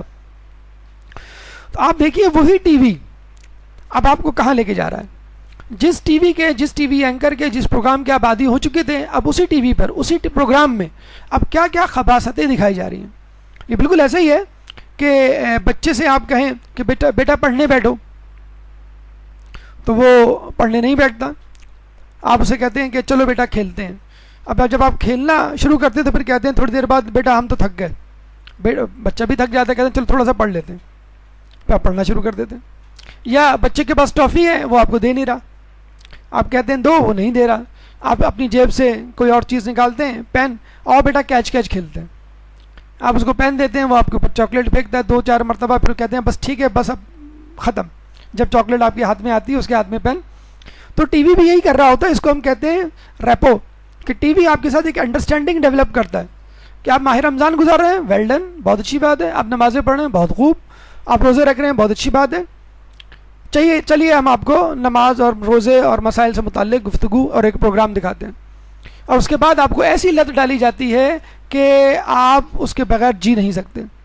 اس کے ساتھ ساتھ جو چیزیں آپ دیکھ رہے ہوتے ہیں وہ تو دیکھ رہے ہوتے ہیں، لیکن اس کے بعد اس کا جو تسلسل ہوتا ہے وہ جاری رہتا ہے. اسی طرح انٹرنیٹ کے حوالے سے کہ پہلے تو آپ دروس سنا کرتے تھے، اب جو ہے آپ چیٹنگ ویب سائٹس یا غیر ضروری ویب سائٹ کی طرف چلے جاتے ہیں. تو کوشش کیجئے کہ ماہ رمضان میں اگر آپ نے ان بری عادتوں کو اپنایا تھا، انٹرنیٹ کا غلط استعمال یا ٹی وی کا غلط استعمال، تو اس کو فوری طور پہ ترک کیجئے. اور اس کا ایک طریقہ یہ بھی ہے کہ ان چیزوں کو تنہائی میں استعمال نہ کریں. کچھ لوگ اوور کانفیڈنس کا شکار ہو جاتے ہیں کہ بھئی اب شیطان ہم کو نہیں بہکا سکتا، ہم نے 30 ڈیز کا کورس کر لیا تقوی کا، کریش کورس کیا ہے ماہ رمضان کا، اب ہم ایکسپرٹ ہو چکے ہیں نیکی کے، اور اب ہمیں کوئی ورغلا نہیں سکتا. اب ہمیں جو ہے وہ کانفیڈنس ہم کو. اب آپ رات کی تنہائی میں ٹی وی دیکھ رہے ہیں، رات کی تنہائی میں جو انٹرنیٹ ویب یوز کر رہے ہیں، بچے اور جوان تو کیا خود بڑوں کو ایڈوائز کی جاتی ہے کہ آپ اکیلے ٹی وی اور انٹرنیٹ نہ دیکھیں، یا کم از کم جہاں اس کو استعمال کر رہے ہیں وہ جگہ ایسی ہو جہاں لوگوں کا گزر ہو، آپ کے کمرے کا دروازہ کھلا ہو. خود آپ نوجوانوں کو اور بچوں کو اس طرح ٹرین کریں کہ اگر وہ ٹی وی یا انٹرنیٹ کا استعمال کرتے ہیں تو تنہائی میں نہ کریں. تنہائی میں اگر وہ اکیلے نہ بھی ہوں، اگر دوسرے کے ساتھ ہوں تو شیطان ان کو اچک لے گا، خود شیطان کا یہ قول ہے. چوتھا مسئلہ یا چوتھا پھندا جو شیطان اپنی واپسی کے بعد جو آپ پہ ڈالے گا وہ ہے وقتی دشمنی. جن لوگوں نے شیطان سے وقتی دشمنی اپنائی تھی وہ سب سے زیادہ پریشانی میں مبتلا ہیں. جنہوں نے ماہ رمضان میں تو شیطان سے دشمنی کی تھی اور اس کے بعد جو ہے وہ دوبارہ اس کے لیے تڑپنے لگے اور اس سے دوبارہ جسے کہتے ہیں وقتی گانٹ لی، دوستی گانٹ لی. دیکھیں احادیث میں آیا ہے کہ شیطان کو اپنا دشمن بنائے رہو، کیونکہ اللہ تعالیٰ فرماتا ہے ان الشیطان لکم عدو فاتخذوہ عدوا، کہ بے شک شیطان تمہارا دشمن ہے، پس تم بھی اس کو اپنا دشمن بنا لو. اور یہ ڈیکلیریشن، یہ اعلان، یہ ہدایت، یہ مشورہ، یہ نصیحت ہمیشہ ہمیشہ کے لیے تھی، فقط ماہ رمضان کے لیے نہیں. ماہ رمضان میں آپ کو اچھی طرح جتا دیا گیا تھا، آپ کو ایک قوی شخصیت میں ڈھال دیا گیا تھا کہ اب تم شیطان کا مقابلہ کرنے کے لیے تیار ہو. یہ نہیں کہا گیا تھا کہ 30 دنوں میں دشمن ہے وہ اور 30 دن کے بعد تمہارا دوست ہے. آپ کو دور اس لیے رکھا گیا تھا، اس کو قید میں اس لیے جکڑا گیا تھا کہ آپ طاقتور بن جائیں تاکہ شیطان سے مقابلہ کریں۔ اور دیکھیے انسان کی نیت بدلتے ہوئے کچھ دیر نہیں لگتی۔ ایک دفعہ ایک شیطان نے درخت اگایا اور کوشش کی کہ لوگ اس کی پوجا کریں۔ جب ایک مومن کو پتہ چلا تو وہ کلہاڑی لے کے اس درخت کو کاٹنے چلا۔ شیطان نے کہا کہ بھئی اس درخت کو نہ کاٹو، میں جو ہوں میں تمہیں ماروں گا۔ تو اس نے کہا ٹھیک ہے کشتی کر لیتے ہیں۔ اس نے ماشاءاللہ شیطان کو فوراً چت کر دیا۔ شیطان نے کہا کہ ٹھیک ہے میں تم سے معافی مانگتا ہوں، لیکن میں تمہیں 2 درہم روزانہ دینے کے لیے تیار ہوں اگر تم اس درخت کو نہ کاٹو۔ تو اس نے کہا چلو ٹھیک ہے 2 درہم مجھے دے دو۔ وہ گھر گیا تو جب بھی سو کے اٹھتا تکیے کے نیچے 2 درہم موجود ہوتے تھے۔ مہینہ ایسے ہی گزر گیا، مہینے کے بعد وہ 2 درہم غائب ہونے لگے۔ 2 دن بعد اس کو بڑا غصہ آیا، دوبارہ کلہاڑی لے کر آیا اور کہنے لگا اب میں اس درخت کو کاٹوں گا کیونکہ تم نے وعدہ خلافی کی ہے۔ دوبارہ وہ گتھم گتا ہوئے، لیکن اس دفعہ شیطان نے اس کو چت کر دیا۔ تو اس آدمی نے کہا کہ بھائی یہ کیا بات ہوئی، پہلے تو میں نے تمہیں چت کر دیا تھا، آج تم نے مجھے ہرا دیا، وہ کیوں؟ تو اس نے کہا کہ پہلے تم خدا کے لیے آئے تھے اس درخت کو کاٹنے، تمہاری نیت میں خلوص تھا، آج تم ان 2 درہم کے واسطے آئے ہو جو تم کو نہیں ملے۔ تو انسان کی نیت بدلتے ہوئے بالکل دیر نہیں لگتی، اور یہ اندازہ آپ کو چاند رات کو ہو گیا ہوگا۔ اگر آپ بازار نہیں بھی گئے چوڑیاں لینے، مہندی لگانے یا شاپنگ کرنے یا ونڈو شاپنگ کرنے تو ٹی وی پہ ماشاءاللہ اتنا مٹیریل آپ کو مل جاتا ہے کہ آپ کو گناہ جسے کہتے ہیں ہوم ڈیلیوری کی صورت میں دستیاب ہے، اب فون کال کرنے کی بھی ضرورت نہیں ہے۔ بازار دنیا کے بدترین ٹکڑے حدیث میں آیا ہے، اب مساجد بہترین ٹکڑے۔ اور یہ بھی کہا گیا ہے کہ ان بازاروں میں اگر کوئی شخص 1 مرتبہ تسبیح کرے گا تو اس کو 10 لاکھ تسبیح کا ثواب ملے گا۔ اگر آپ کا بازار جانا ہو، وہ تو بہرحال ہوتا ہے، کوئی نہ کوئی ضرورت انسان کو پڑتی ہے، تو کوئی بھی تسبیح آپ کریں گے، اللہ اکبر، سبحان اللہ، درود شریف یا کلمہ طیبہ کچھ بھی، تو آپ کو 10 لاکھ تسبیح کا ثواب ملے گا۔ کیوں کہ بازار غفلت کی جگہ ہیں، اور جب بازار میں بے حجابی عام ہو جائے تو نور علی نور کی مصداق ظلم علی ظلم، انسان کو بہکنے میں بالکل دیر نہیں لگتی۔ خوشحالی ماہ رمضان میں صدقہ و خیرات کی کثرت تھی، آپ کی توجہ غریبوں کی طرف تھی، افطار کروایا کرتے تھے، بھوکوں کو کھانا کھلایا کرتے تھے، صدقہ و خیرات دیا کرتے تھے، راشن تقسیم کیے گئے، لباس لوگوں کو پہنچائے گئے، عیدیاں بانٹی گئیں، اور اس کے بعد سب کچھ بھلا دیا گیا۔ جس طرح روزوں کو بھلا دیا گیا اس طرح صدقہ و خیرات کو بھی۔ اب عیدیوں کا رخ، دولت کا رخ آپ کی طرف، آپ کے بیوی بچوں کی طرف، اور جتنی جسے کہتے ہیں کہ دولت کی فراوانی اور اس کو لٹانا اور اسراف عید کے دن ہوتا ہے، وہ پورے رمضان میں شاید نہ ہوتا ہو۔ رمضان میں ملا کر اپنے مہینے کا آپ خرچہ حساب لگائیں، اور عید کے دن جو کچھ آپ خرچہ کرتے ہیں، اب تو ماشاءاللہ عید کے 1 یا 2 دن پہلے وہ بیوٹی پارلرز اور باربر شاپس میں باقاعدہ لائنیں لگ جاتی ہیں، اور مہنگے سے مہنگے جسے کہتے ہیں کہ بالوں کو سجانے سنوارنے کا ریٹ جو ہے 4-4 5-5 ہزار تک پہنچ گیا، تو باقی چیزوں کا یا دلہن کا جو ریٹ ہے یا ہدیہ ہے وہ کہاں تک پہنچ گیا ہوگا۔ تو اب آپ دیکھ لیجئے اس طرح پیسوں کو لٹایا جا رہا ہے، جسے کہتے ہیں کہ نماز شب موجود ہے چہرے پہ نور بڑھانے کے لیے، روزہ موجود ہے آپ کو صحت دینے کے لیے، لیکن اس کے باوجود بیوٹی پارلرز اور جم کی طرف رخ کیا جا رہا ہے۔ تو یہ جو خوشحالی آپ نے اوپر طاری کی ہے، یہ بھی انسان کو شیطان کی طرف راغب کر دیتی ہے۔ بہکایا دینے والے اتنے 3 ہیں: عورت کی محبت جو شیطان کی تلوار ہے، شراب خوری جو شیطان کا جال ہے، اور دولت کی محبت جو شیطان کا تیر ہے۔ حدیث میں آیا ہے کہ میں اپنی امت کے لیے جس فتنے سے زیادہ سب سے زیادہ فکر مند ہوں وہ ہے دولت کا فتنہ، اور یہ حقیقت ہے کہ وہ دولت وہ شے ہے جو ہر شخص کو اپنے نرغے میں لے لیتی ہے، چاہے وہ عورت ہو، چاہے وہ مرد ہو، چاہے وہ بچہ، چاہے وہ جوان، چاہے وہ ضعیف، ہر شخص اس دولت کے پھندے میں آ جاتا ہے۔ لاکھوں کروڑوں کمانے جسے کہتے ہیں کہ وہ لوگوں کو کم پڑ جاتے ہیں۔ حضرت سعد ایک صحابی اصحاب صفہ سے ان کا تعلق، ان کی غربت کی زندگی کو دیکھ کے رسول اللہ بہت اداس ہوتے تھے۔ اگر اللہ نے مجھے پیسے دیے تو میں تمہیں بے نیاز کر دوں گا۔ ایک دفعہ جبرائیل علیہ السلام آئے اور کہنے لگے کہ آپ کو سعد کی غربت کا بڑا قلق ہے، رسول نے کہا ہاں. تو جبرائیل نے 2 درہم دیے رسول کو اور کہا کہ یہ سعد کو دے دیں اور کہیں کہ اس سے تجارت کرے. رسول نے سعد کو بلا کے کہا کہ کیا تم تجارت کرو گے؟ تو سعد نے کہا کہ میرے پاس 2 کوڑی نہیں. تو رسول نے کہا کہ یہ درہم لے لو اور اس سے جا کے تجارت کرو. سعد نے تجارت شروع کی, ماشاءاللہ بڑی برکت ہوئی, دکان خرید لی مسجد کے ساتھ اور چیزیں بیچنے لگے. لیکن رسول نے دیکھا ان کو نمازوں میں تاخیر ہونے لگی, بسا اوقات نماز میں نہیں آتے. رسول اللہ نے کہا کہ تم کو دنیا نے غفلت میں ڈال دیا سعد. تو سعد کہتے ہیں میں کیا کروں, کیا مال بیچ دوں, پھینک دوں؟ فلاں کو میں نے اتنی چیزیں دی ہوئی ہیں, مجھے پیسہ لینا ہے, فلاں کو میں نے پیسے دیے ہوئے ہیں, چیز پہنچانی ہے, میں کیا کروں, میں مصروف ہوں کاروبار میں. اور رسول اللہ بڑا کڑتے تھے, بہت اداس ہوتے تھے, یعنی پہلے سے زیادہ اداس. جبرائیل آئے اور کہنے لگے کہ کیا آپ کو سعد کی حالت پہ بہت دکھ ہوتا ہے؟ رسول نے کہا ہاں. کیا آپ چاہتے ہیں کہ سعد کی امیری برقرار رہے, یا اگر آپ چاہتے ہیں کہ سعد اپنی دوبارہ حالت پہ واپس آ جائے؟ آپ جو چاہتے ہیں وہی ہوگا. رسول نے کہا کہ مجھے اس بات کی جسے کہتے ہیں کہ اس بات کا قلق ہے کہ سعد کی دولت کی وجہ سے اس کی آخرت تباہ ہو رہی ہے.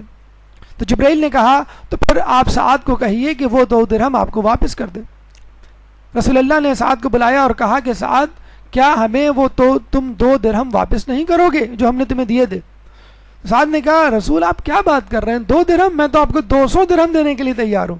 رسول نے کہا نہیں, ہمیں تو بس وہی 2 درہم چاہیے جو ہم نے تمہیں دیے تھے. سعد نے وہ 2 درہم واپس کیے. جس دن وہ 2 درہم واپس کیے اسی دن سے سعد کا کاروبار تنزلی کی طرف چلا گیا, لیکن سعد دوبارہ مسجد کی طرف آ گیا. اسی طرح جس طرح پہلے خوشی و خضوع کے ساتھ نماز سے اذان سے پہلے وضو کر کے وہ نماز میں آ کے بیٹھ جاتا تھا, اسی طرح آنے لگا. تو آپ دیکھیے کہ کس طرح انسان جو ہے دولت کے بہاؤ میں بہہ جاتا ہے اور اس کو پتہ بھی نہیں چلتا. اچھا مزے کی بات یہ ہے کہ ساری دولت یا کم از کم زیادہ تر دولت وہ اپنے قریبی رشتہ داروں, دوستوں اور ایسے لوگوں کے لیے کما رہا ہوتا ہے جو اس سے کوئی غرض نہیں رکھتے. حتیٰ کہ بیوی بچے بھی بعض اوقات دیکھا گیا ہے کہ جن کو وہ سمجھتا ہے کہ یہ دولت کی وجہ سے میری محبت میں گرفتار رہیں گے. آپ دیکھ لیجئے امیروں کے بچے سب سے زیادہ اپنی ماں کو, اپنے باپ کو اور اپنے گھر والوں کو چھوڑ کے چلے جاتے ہیں کہ جنہوں نے سب کچھ اپنے بچوں کو دیا ہوا ہوتا ہے. تو قدر کیجیے گا ایسے رشتوں کی جو آپ کے سینے کے اوپر پہنی جیب کی بجائے سینے کے اندر دھڑکتے دل میں دلچسپی رکھتے ہیں. تو ایسے لوگوں پر دولت نہ خرچ کیجیے اور نہ ہی ان کے لیے کمائیے, بلکہ ان لوگوں کے لیے جسے کہتے ہیں اپنی دولت کو بچا رکھیں جو آپ سے دل سے محبت کرتے ہیں.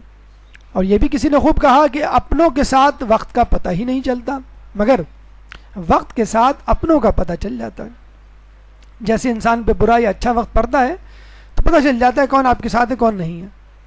تو دولت تو دشمن کو بھی دوست بنا دیتی ہے, لیکن غربت میں پتہ چل جاتا ہے کون آپ کے ساتھ ہے.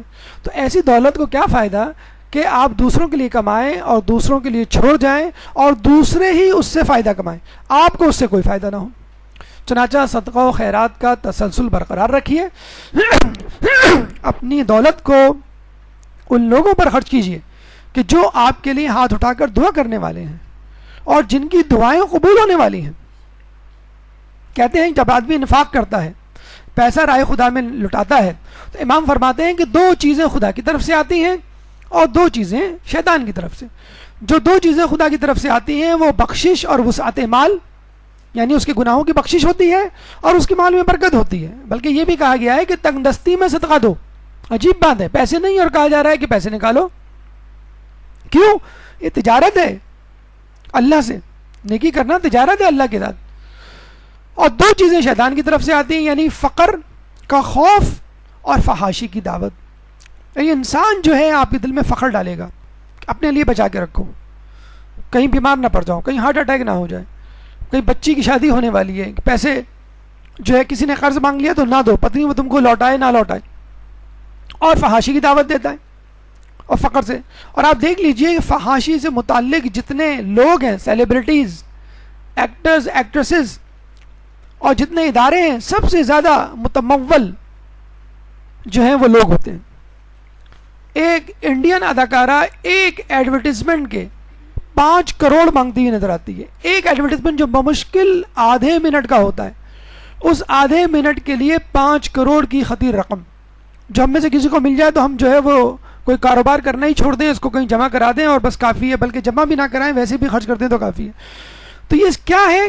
یہ فحاشی میں مبتلا لوگ ہیں، اور دیکھا جائے ان کی جو رینکنگ ہے، جو ان کی ویلیو ہے، وہ عوام جسے کہتے ہیں کہ متعین کرتی ہے۔ آج لوگ اس قسم کے پروگرامات دیکھنا چھوڑ دیں، آج لوگ جو ہیں وہ فلمیں دیکھنا چھوڑ دیں تو یہ سیلیبریٹیز تمام کی تمام نیچے آ جائیں گی۔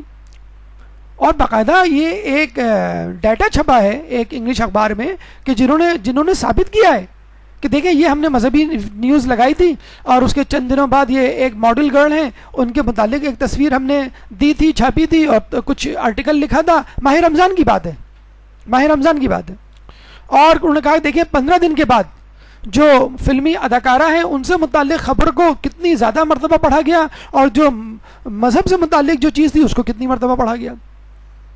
تو یہ عوام متعین کرتے ہیں۔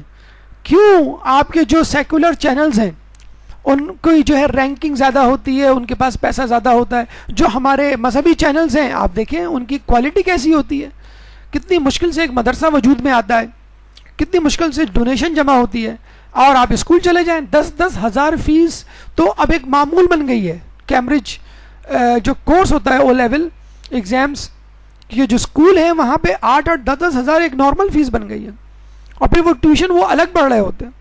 تو آپ نے توجہ مدرسوں پہ نہیں دی ہے، اس لیے مدرسوں میں تنزلی ہے۔ آپ نے توجہ کالج یونیورسٹی کو دی ہے، اس میں ترقی ہے۔ آپ نے ٹی وی کے اداکاروں، فلمی اداکاروں کو دیکھنا شروع کر دیا ہے، اور ٹی وی آن کر کے ان کو آپ کے جو ایڈورٹیزمنٹ آپ کو معلوم ہے ان کا جو ریٹ متعین ہوتا ہے وہ اس لیے متعین ہوتا ہے کہ فلاں ڈرامہ مغرب کے وقت آتا ہے، اس کو ضرور دیکھتے ہیں لوگ، وہ جو ہے اس وقت اگر ہم ایڈ چلائیں گے تو ہماری پروڈکشن زیادہ بکے گی، لوگ زیادہ دیکھیں گے۔ تو یہ عوام متعین کرتی ہے کہ کس چیز کو دیکھنا ہے، کس چیز کو اوپر لے کے جانا ہے، کس چیز کی اہمیت کو بڑھانا ہے۔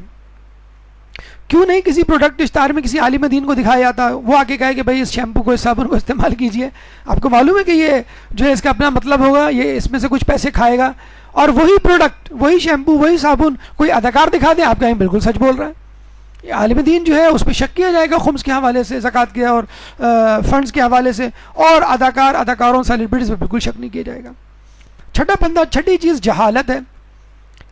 جب آپ عبادت کرتے ہیں تو شیطان اتنا زیادہ عبادت میں آپ کو لگا دیتا ہے کہ عبادت کے صحیح یا غلط ہونے کی طرف توجہ نہیں جاتی، اور جہالت ایک ایسی چیز ہے جس میں بڑے بڑے لوگ، بظاہر پڑھے لکھے نظر آنے والے لوگ ٹھوکر کھا کے گر جاتے ہیں۔ احادیث میں آیا کہ عنقریب ایسے فتنے رونما ہوں گے جن میں انسان ایمان کی حالت میں صبح کرے گا اور کفر کی حالت میں شام کرے گا، سوائے ایسے لوگوں کے جنہیں اللہ تعالیٰ علم کے ساتھ زندہ رکھے۔ دیکھیں ایک دفعہ ٹی وی آیا، اس کو کہا گیا حرام ہے، جنہوں نے حرام کہا انہوں نے اپنے چینل کھول لیے۔ فوٹوگرافس کے متعلق فتویٰ دیا گیا، فوٹو کھنچوانا حرام ہے، ویڈیو بنانا حرام ہے۔ آج وہی حضرات جو ہے ویڈیو بنا رہے ہیں اور جسے کہتے ہیں کہ ٹی وی پہ آ کے درس دے رہے ہیں۔ تو کیا کہنے کا مقصد ہے؟ آپ چیز کو صحیح استعمال کریں۔ فیس بک ٹھیک ہے، ایک فتنہ بک ہوگی، بالکل ہوگی، لیکن اگر اس کو صحیح استعمال کر لیا جاتا تو آپ دیکھ لیں کہ اس کا کیا نتیجہ برآمد ہوتا۔ جس طرح خود ہمارے مدرسے نے جس طرح یوز کیا ہے، یا اور لوگ پازیٹیولی جو جہاں جہاں یوز کر رہے ہیں، یا انٹرنیٹ کو یوز کر رہے ہیں، یا خود ٹی وی چینلز جو ہادی چینل ہے، مثلا کربلا چینل ہے، الفرات چینل ہے، یا پی سی این یا فیملی چینل جو مختلف جگہوں پہ کراچی میں کھلے ہوئے ہیں اور جگہوں پہ جو کوشش کر رہے ہیں کہ لوگوں کو مذہبی مٹیریل پرووائڈ کیا جائے، تو کیا یہ ٹی وی کی زکوٰۃ نہیں؟ کیا یہ انٹرنیٹ کی زکوٰۃ نہیں؟ کیا یہ فیس بک کی زکوٰۃ نہیں کہ ان چیزوں کو اسلامائز کر لیا جائے؟ آپ کو گاڑی بھی استعمال کرنی ہے، کمپیوٹر بھی استعمال کرنا ہے، آپ کو ایروپلین بھی استعمال کرنا ہے، ہر چیز، لیکن اسلامی طریقے سے ان چیزوں کو استعمال کرنا۔ دیکھیں جہالت انسان کو کہاں لے جاتی ہے اور انسان کیسے کیسے دعوے کرنے لگتا ہے، اس کی جھلک ہم آپ کو دکھاتے ہیں۔ آپ نے دیکھا ہوگا لوگ روزے رکھتے ہیں، لوگ اعتکاف میں بیٹھتے ہیں اور کہتے ہیں مجھے فلاں خواب دکھا تھا، مجھے فلاں شخص نے خواب میں آ کے یہ بشارت دی ہے، مجھے فلاں حکم ملا ہے، اب مجھے یہ کرنا ہے۔ اب ظاہری بات ہے خواب کی شرعی حیثیت تو ہوتی نہیں ہے، آپ کریں نہ کریں جسے کہتے ہیں۔ تو بعض اوقات جو دیندار طبقہ ہے وہ بس یہ سمجھنے لگتا ہے کہ مجھے اللہ کی طرف سے بشارتیں ہو رہی ہیں، اور اس کے ذریعے وہ حلال کو حرام، حرام کو حلال بنا دیتا ہے۔ کیسے؟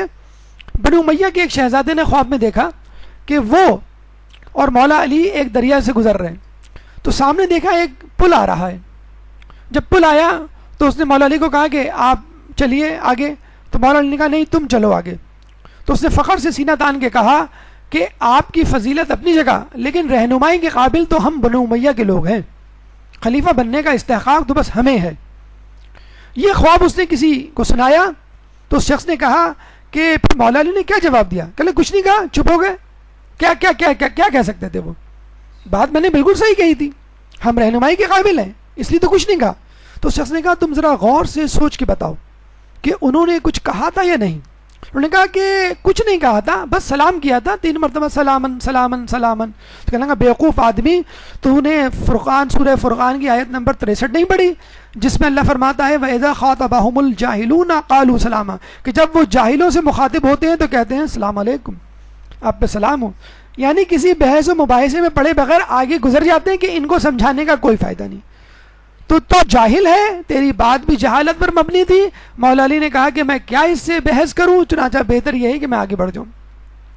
تو خدا را آپ کوئی خواب دیکھیں یا کوئی الہام آپ کو ہو تو کسی عالم دین سے، اپنے سے بہتر شخص سے، اپنے خیر خواہ سے مشورہ لے لیجیے. اپنے آپ کو کسی ولی جسے کہتے ہیں کہ برابر نہ سمجھنے لگے. ایک اور مسئلہ جو ہمارے معاشرے میں اس وقت کھڑا ہو گیا ہے وہ یہ ہے کہ قرآن کی گرامر، مسئلہ تو نہیں ہے، بہت اچھی بات ہے، قرآن کو سمجھیں، قرآن کے ترجمے کو سمجھیں، تفسیر کو سمجھیں، اس پہ عمل کریں. اگر عربی گرامر یا قرآنی گرامر، آج کل ایک شارٹ کورسز چلے ہوئے ہیں جس میں عربی گرامر سکھائی جاتی ہے، یعنی عربی گرامر میں بھی وہ گرامر جو قرآن آپ کو جلدی سے سکھا دے، اور مہینوں میں، 3 مہینے میں، 2 مہینے میں آپ قرآن پڑھنے اور اس کو سمجھنے کے قابل ہو جاتے ہیں. لیکن کچھ لوگوں نے یہ سمجھ رکھا ہے کہ قرآن کا ترجمہ پڑھ کر ہم اس کی تفسیر بھی سمجھ جائیں گے، یعنی اس کے معنی و مطالب اور مفہوم اور مقصد اور پیغام اس کو بھی سمجھ جائیں گے، درک کر لیں گے. یہ غلط ہے. یہ بالکل مثال ایسی ہے کہ ایک انگلش جاننے والے کو ایک انگلش کتاب دی جائے اور کہا کہ یہ میڈیکل کی بک ہے، آپ اس کو پڑھ کے ڈاکٹر بن جائیے. کیا وہ ڈاکٹر بن جائے گا ایک کتاب کو پڑھ کے انگلش جاننے والا؟ اور اگر فقط عربی کا جاننا شرط ہے قرآن کو سمجھنے کی یا اس سے اس کا اصل مفہوم اخذ کرنے کی، تو عرب دنیا میں موجود تمام عربی بولنے والے مفسر قرآن ہوتے. لیکن ایسا نہیں ہے. اس کا مطلب یہ ہوا کہ قرآن کو سمجھنے کے لیے فقط عربی گرامر نہیں، علم حدیث، علم الرجال، علم تفسیر، علم منطق، ادبیات عربی اور دیگر علوم، 25 علوم کہا جاتا ہے کہ وہ آنے چاہیے، تب کہیں جا کے آپ قرآن کی تفسیر کرنے کے قابل ہوں گے. چنانچہ اگر آپ کو قرآن پڑھنے کا شوق ہے بالکل پڑھیے، لیکن کسی کی تفسیر لے کے، تفسیر المیزان لے کے، مثلا تفسیر نمونہ لے کے، تفسیر انوار النجف لے کے، تفسیر نور لے کے، مجموع البیان لے کے، جو مفسر نے لکھا ہے روایات کی روشنی میں اس کو لے کر اس کو پڑھیے، نہ کہ آپ اپنے طور پر قیاس کرنا شروع کریں. حق نما باطل. ماہ رمضان میں ایسے چہرے کم از کم میڈیا پہ تو آپ کو ٹکرائے ہوں گے کہ جن کی داڑھیوں سے، جن کے حجاب سے یا جن کی باتوں سے آپ بڑے مرعوب ہوئے ہوں گے کہ بھئی یہ بھی تو پرہیزگار لوگ ہیں، یہ بھی تو دیندار لوگ ہیں، ان کو بھی کشف و کرامات ہوتی ہیں، تو ان کے جیسے بننے میں کیا حرج ہے. ہمارے خیال میں دونوں برابر ہیں، دونوں کو صحیح کہنا چاہیے، اور پھر آدمی ایک کنفیوژن کے مسئلے سے دوچار ہو جاتا ہے. تو بعض اوقات سمجھ لیجئے کہ حق جو ہے نہیں ہوتا، وہ باطل ہوتا ہے، اور باطل اپنے اوپر حق کا لبادہ اوڑھ لیتا ہے. دیکھیں اس کی تفصیل کچھ یوں ہے کہ قرآن میں آیا ہے کہ یا ایھا الذین آمنوا لا تتبعوا خطوات الشیطان، کہ اے ایمان لوگوں، وہ جو ایمان لائے ہو، شیطان کی راہ کی اتباع نہ کرو. وَمَن يَتَّبِعْ خُطُوَاتِ الشَّيْطَانِ، اور جو کوئی شیطان کی راہ کی اتباع کرے گا فَإِنَّهُ يَأْمُرُ بِالْفَحْشَاءِ وَالْمُنکَرِ، تو وہ اس کو فحاشی اور منکر گناہ کے کاموں کا حکم دے گا. سورہ نور آیت نمبر 21. اب کیا فقط شیطان فحاشی اور منکر کا حکم دیتا ہے؟ کیا شیطان دین کی دعوت دے اس کو ہم قبول کر سکتے ہیں؟ فوراً لوگ کہیں گے ہاں کرنی چاہیے کیونکہ وہ اچھی بات کر رہا ہے. لیکن یاد رکھ لیجئے علماء حق یہ فرماتے ہیں کہ اگر شیطان تمہیں دعوت دین بھی دے تو وہ بھی قبول نہ کرو. وہ نماز پڑھنے کا کہے، روزہ رکھنے کا کہے، یعنی واجب نمازیں، واجب روزہ نہیں، یعنی اس طرح کہ جس طرح کہ وہ چاہ رہا ہے کہ اس طرح رکھ لو یا اس طرح کر لو، یا ایک طرف رہا ہے یہاں پہ اچھی باتیں ہو رہی ہیں اور اس پروگرام کو دیکھ لو یا اس درس کو سن لو، تو وہ شیطان کی دعوت ہوتی ہے کہ وہ شروع میں تو اچھی باتیں کرے گا، اس کے بعد وہ اپنی انحرافی گفتگو پر آ جائے گا. جیسے ہم نے بتایا کہ ایک جیسے ویب سائٹ ہے alislam.org قادیانیوں کی، اگر اس پہ آپ چلے جائیں تو آپ کہیں گے اس میں تو کوئی ایسی بات نہیں جس پہ آبجیکشن کیا جا سکے. تو دیکھا جائے عیسائیت میں بھی کوئی ایسی بات نہیں جس پہ آبجیکشن کیا جا سکے، وہ تو لوگوں نے اپنے طور پہ گناہ ایجاد کر لی ہیں. بائبل میں بھی کوئی ایسی بات نہیں جس پہ آبجیکشن کیا جا سکے. تو آپ قرآن کو چھوڑ کر بائبل کو اپنا لاہ عمل قرار دے سکتے ہیں؟ بالکل نہیں قرار دے سکتے. روایت ملتا ہے کہ وہ یعنی شیطان اگر باطل کو حق کے لباس میں ان کے سامنے پیش نہ کرتا تو تیرے راستے سے کوئی گمراہ نہ ہوتا. دیکھیں فن کمال، فہم و فراست یہ نہیں کہ انسان حق و باطل میں تمیز کرے، بلکہ فہم و فراست یا بصیرت یہ ہے کہ انسان حق کے بیس میں باطل کو پہچان لے. اور یہی غلطی مسلمانوں سے ہوئی رسول اللہ کی شہادت کے بعد کہ انہوں نے حق کے بھیس میں باطل کو نہیں پہچانا، اور اس کے بعد بھی لوگوں سے غلطی ہوئی. یہ تو مولا علی جب آگے بڑھے اور جنگیں ہوئیں اور جب بعد میں آئمہ نے بتلایا کہ کون سے لوگ ہیں جو اسلام کے بھیس میں ہیں، مسلمانوں کے بھیس میں ہیں، اور تمہارے مذہب کو جو ہے وہ منحرف کر کے تمہیں کہیں اور لے کے جا رہے ہیں. تو اصل چیز ہے اسلام کے بھیس میں کسی کو پہچاننا، ورنہ منکر شخص کو اور گمراہ شخص کو یا بے دین شخص کو پہچاننا بالکل مشکل کام نہیں. اسے کہتے ہیں کہ ایک شخص مسافر کسی گاؤں گیا تو دیکھا وہاں ایک مسجد، اس کو کہا، اس نے سوچا کہ میں چلو اس کو پڑھاؤ کی جگہ بنا لیتا ہوں. اندر گیا تو ایک شخص نماز پڑھ رہا تھا، بڑی خوبصورت قرأت تھی. جب اس نے نماز ختم کی تو اس مسافر نے کہا کہ ماشاءاللہ بڑی خوبصورت قرأت تھی، تمہاری نماز میں بڑا خشوع و خضوع تھا. تو نمازی نے کہا تم کو معلوم ہے میں نے روزہ بھی رکھا ہوا ہے. تو مسافر نے کہا ماشاءاللہ بڑی اچھی بات ہے کہ رمضان ماہ رمضان ہے نہیں پھر بھی تم نے روزہ رکھا ہوا ہے. تو تم ہی اس بستی میں مجھے نیکوکار پرہیزگار لگتے ہو. کھانے کا وقت ہوا ہے، میں کھانا لینے جاتا ہوں بازار، تم میرے گھوڑے کا خیال رکھنا. اور جب وہ مسافر بازار جاتا ہے تو پیچھے یہ نمازی پرہیزگار شخص، روزے دار شخص روزے کی حالت میں گھوڑے کو لے کے 9-11 ہو جاتا ہے. جب وہ آتا ہے تو دیکھتا ہے کہ ایسی نماز اور روزے کا کیا فائدہ. تو کہا کہ کیا کہا گیا حدیث میں کہ کسی کے روزے اور نماز پہ نہ جانا یہ تو اس کی عادت بن چکی ہوتی ہے. لوگوں کو آفس میں پہچانو، اس کو گھر میں پہچانو، وہ اپنے گھر والوں سے کیسا ہے. عورت اپنے گھر کے کام میں شوہر کی خدمت میں کس طرح اپنا دل لگا رہی ہے، شوہر اپنی بیوی سے کس لہجے میں بات کر رہا ہے، یا جو ہے وہ کوئی کاروباری شخص ہے وہ جب لین دین کر رہا ہے تو کس طرح کا لین دین کر رہا ہے.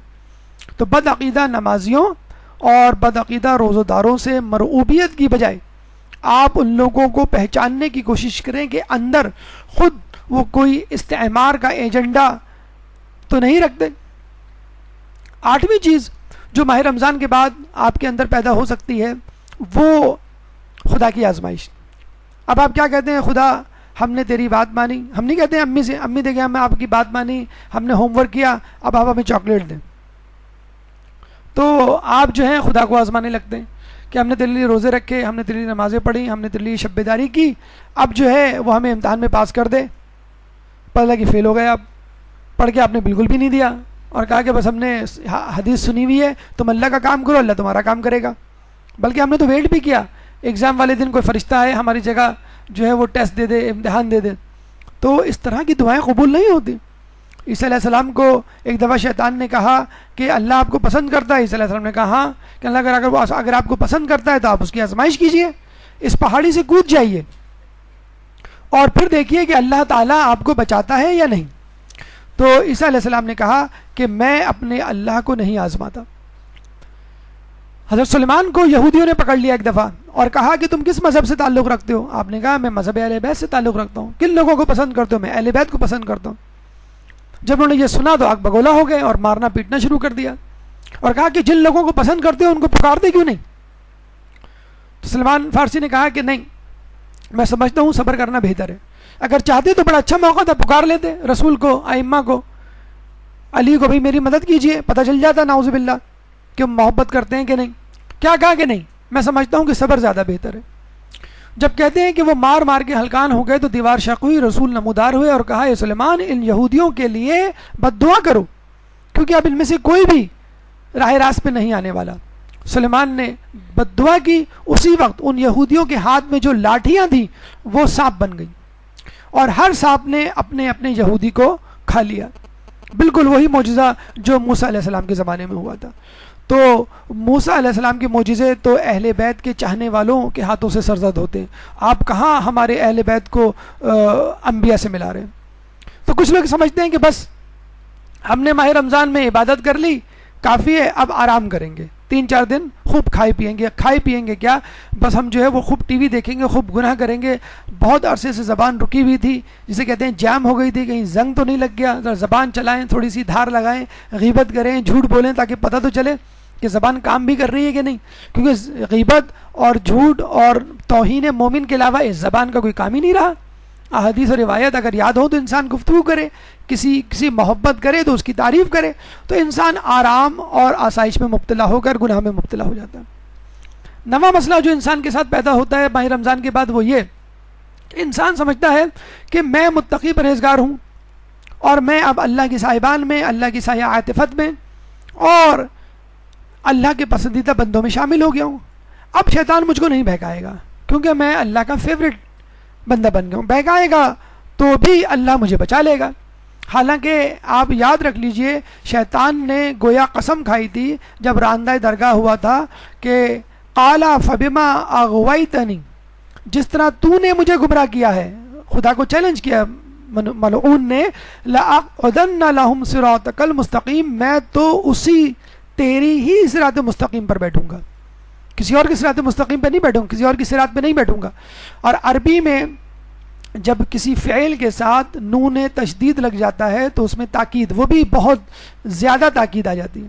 اگر جزم لگ جائے لأقعدن تو یہ بھی تاکید ہے، لیکن تشدید لگ گیا لأقعدن اور زیادہ تاکید۔ اچھا خود لأقعدن میں شروع میں لام لگا ہوا، یہ بھی لام تاکید۔ تو ایک فعل میں، ایک امر میں 3 تاکیدیں موجود ہیں، لام تاکید، تشدید جو خود 2 تاکید کے برابر ہے۔ لأقعدن میں ضرور بالضرور بیٹھوں گا، کہاں؟ صراط مستقیم پہ۔ پولیس والے کہاں بیٹھے ہوتے ہیں؟ جہاں پہ سگنل ٹوٹنے کا اندیشہ ہوتا ہے، کسی ٹوٹی ہوئی سڑک پہ یا جہاں پہ ٹریفک کم ہو وہاں نہیں بیٹھیں گے، اس جگہ بیٹھیں گے جہاں پر ان کو اندیشہ ہے۔ آپ تو ماشاءاللہ کرو پل بھی بن گئے، برج بن گئے، جیسے آپ پل کاٹتے ہیں تو ایک دم سے جسے کہتے ہیں کہ پولیس والے نمودار ہو جاتے ہیں، آپ سمجھتے ہیں پتنی یہ اوپر سے ان کا نزول ہوا ہے یا کسی درخت کی اوٹ میں کھڑا ہوا ہوگا۔ آپ جو بڑے مزے سے اسکوٹر لے کر سگنل توڑتے ہوئے چلے جاتے ہیں تو وہ اسی جگہ تو کھڑا ہوگا جہاں اس کو امکان ہے کہ یہاں پر کسی سگنل توڑنے والے کا یا جسے کہتے ہیں کہ اصول توڑنے والے کا گزر ہوگا۔ آیت اللہ دست غیب جسے کہتے ہیں کہ نماز پڑھنے جا رہے تھے تو شیطان سے ملاقات ہوئی، شیطان کو دیکھا تو مسجد کے باہر کیا کر رہا ہے، تیرا مسجد سے کیا کام؟ کہنے لگا کہ میں اپنے دوستوں کا انتظار کر رہا ہوں، یعنی اپنے کلائنٹس کا انتظار کر رہا ہوں کہ باہر نکلیں تو میں ان کو بہکاؤں۔ تو شیطان کیسینوں میں، جوا خانوں میں، شیطان جو ہے وہ قہبہ خانوں میں یا ایسی محفلوں پہ جہاں پہ بے پردگی ہے، مکس گیدرنگ ہے، میوزک ہے، یہاں جا کے لوگوں کو کیا بہکائے گا؟ یہ تو لوگ سدھرے ہوئے ہیں، سینما ہالز میں جا کے کیا بہکائے گا؟ وہ تو مدرسے آ کے بہکائے گا، مسجد آ کے بہکائے گا، مسجد میں جو ہے لوگوں سے غیبت کروائے گا کہ فلاں مولوی نے یہ کہہ دیا، دیکھو کہتے کچھ ہیں کرتے کچھ ہیں، ان کے گھر والوں کو تو ہم نے دیکھا ہے کوئی بھی جسے کہتے ہیں ڈھنگ سے حجاب نہیں کرتا، تو وہ ایسی باتیں مسجدوں میں کروائے گا، مدرسوں میں کروائے گا اور مومنوں کے درمیان کروائے گا۔ دینداروں کو جنہوں نے لعلکم تتقون کی منزل پا لی ہے، شیطان 3 موقعوں پر ان کو ورغلاتا ہے، غصے کی حالت میں، 2 آدمیوں میں فیصلہ کرنے کے دوران اور نامحرم کے ساتھ تنہائی میں۔ یہ 3 مواقع ہیں۔ آپ نے دیکھا ہوگا کہ دیندار ہوتے ہیں، نمازی پرہیزگار ہوتے ہیں، لیکن جب کسی بات پہ غصہ آتا ہے تو پتہ ہی نہیں چلتا کہ ان کا تقویٰ کہاں چلا گیا۔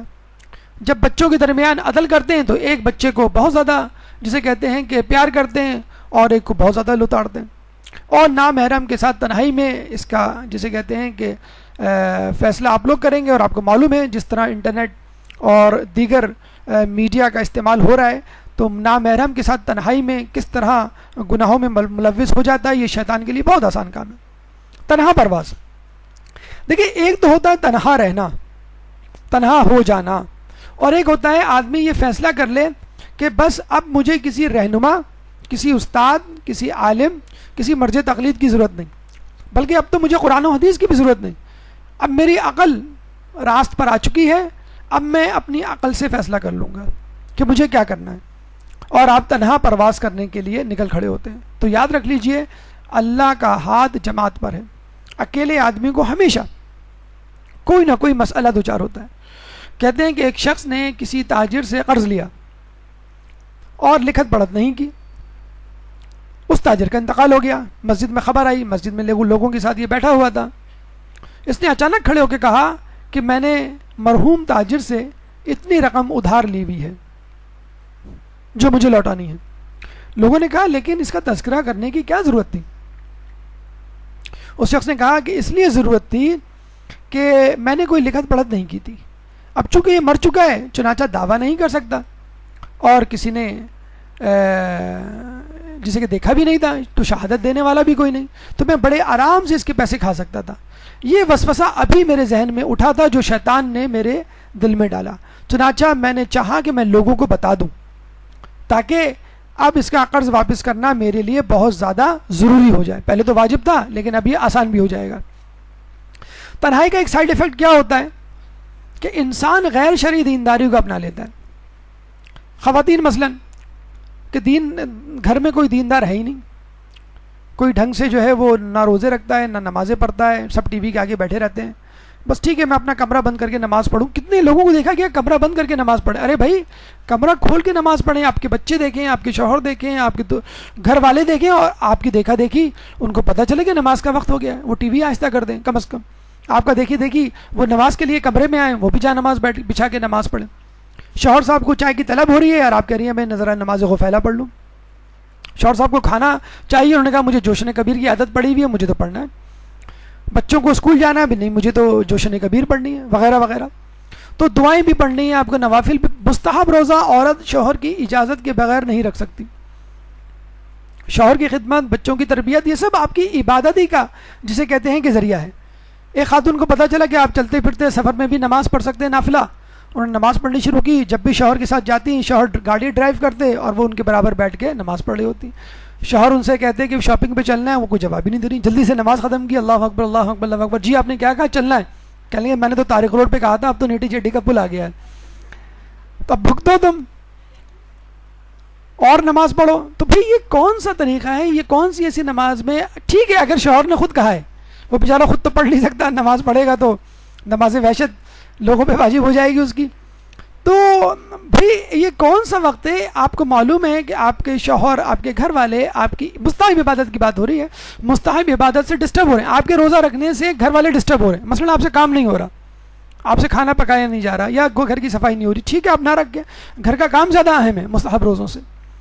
تو ماہ رمضان میں جو عادت پڑ چکی ہوتی ہے عبادات کی، آپ کہتے ہیں بس مجھے وہی مینٹین رکھنا ہے، اب میں ہمیشہ روزے رکھنے ہیں، مجھے ہمیشہ جو ہے وہ شب بیداری کرنی ہے، مجھے ہمیشہ جو ہے وہ تمام نوافلیں، تمام دعائیں پڑھنی ہیں، اور اس کا نتیجہ یہی ہوتا ہے۔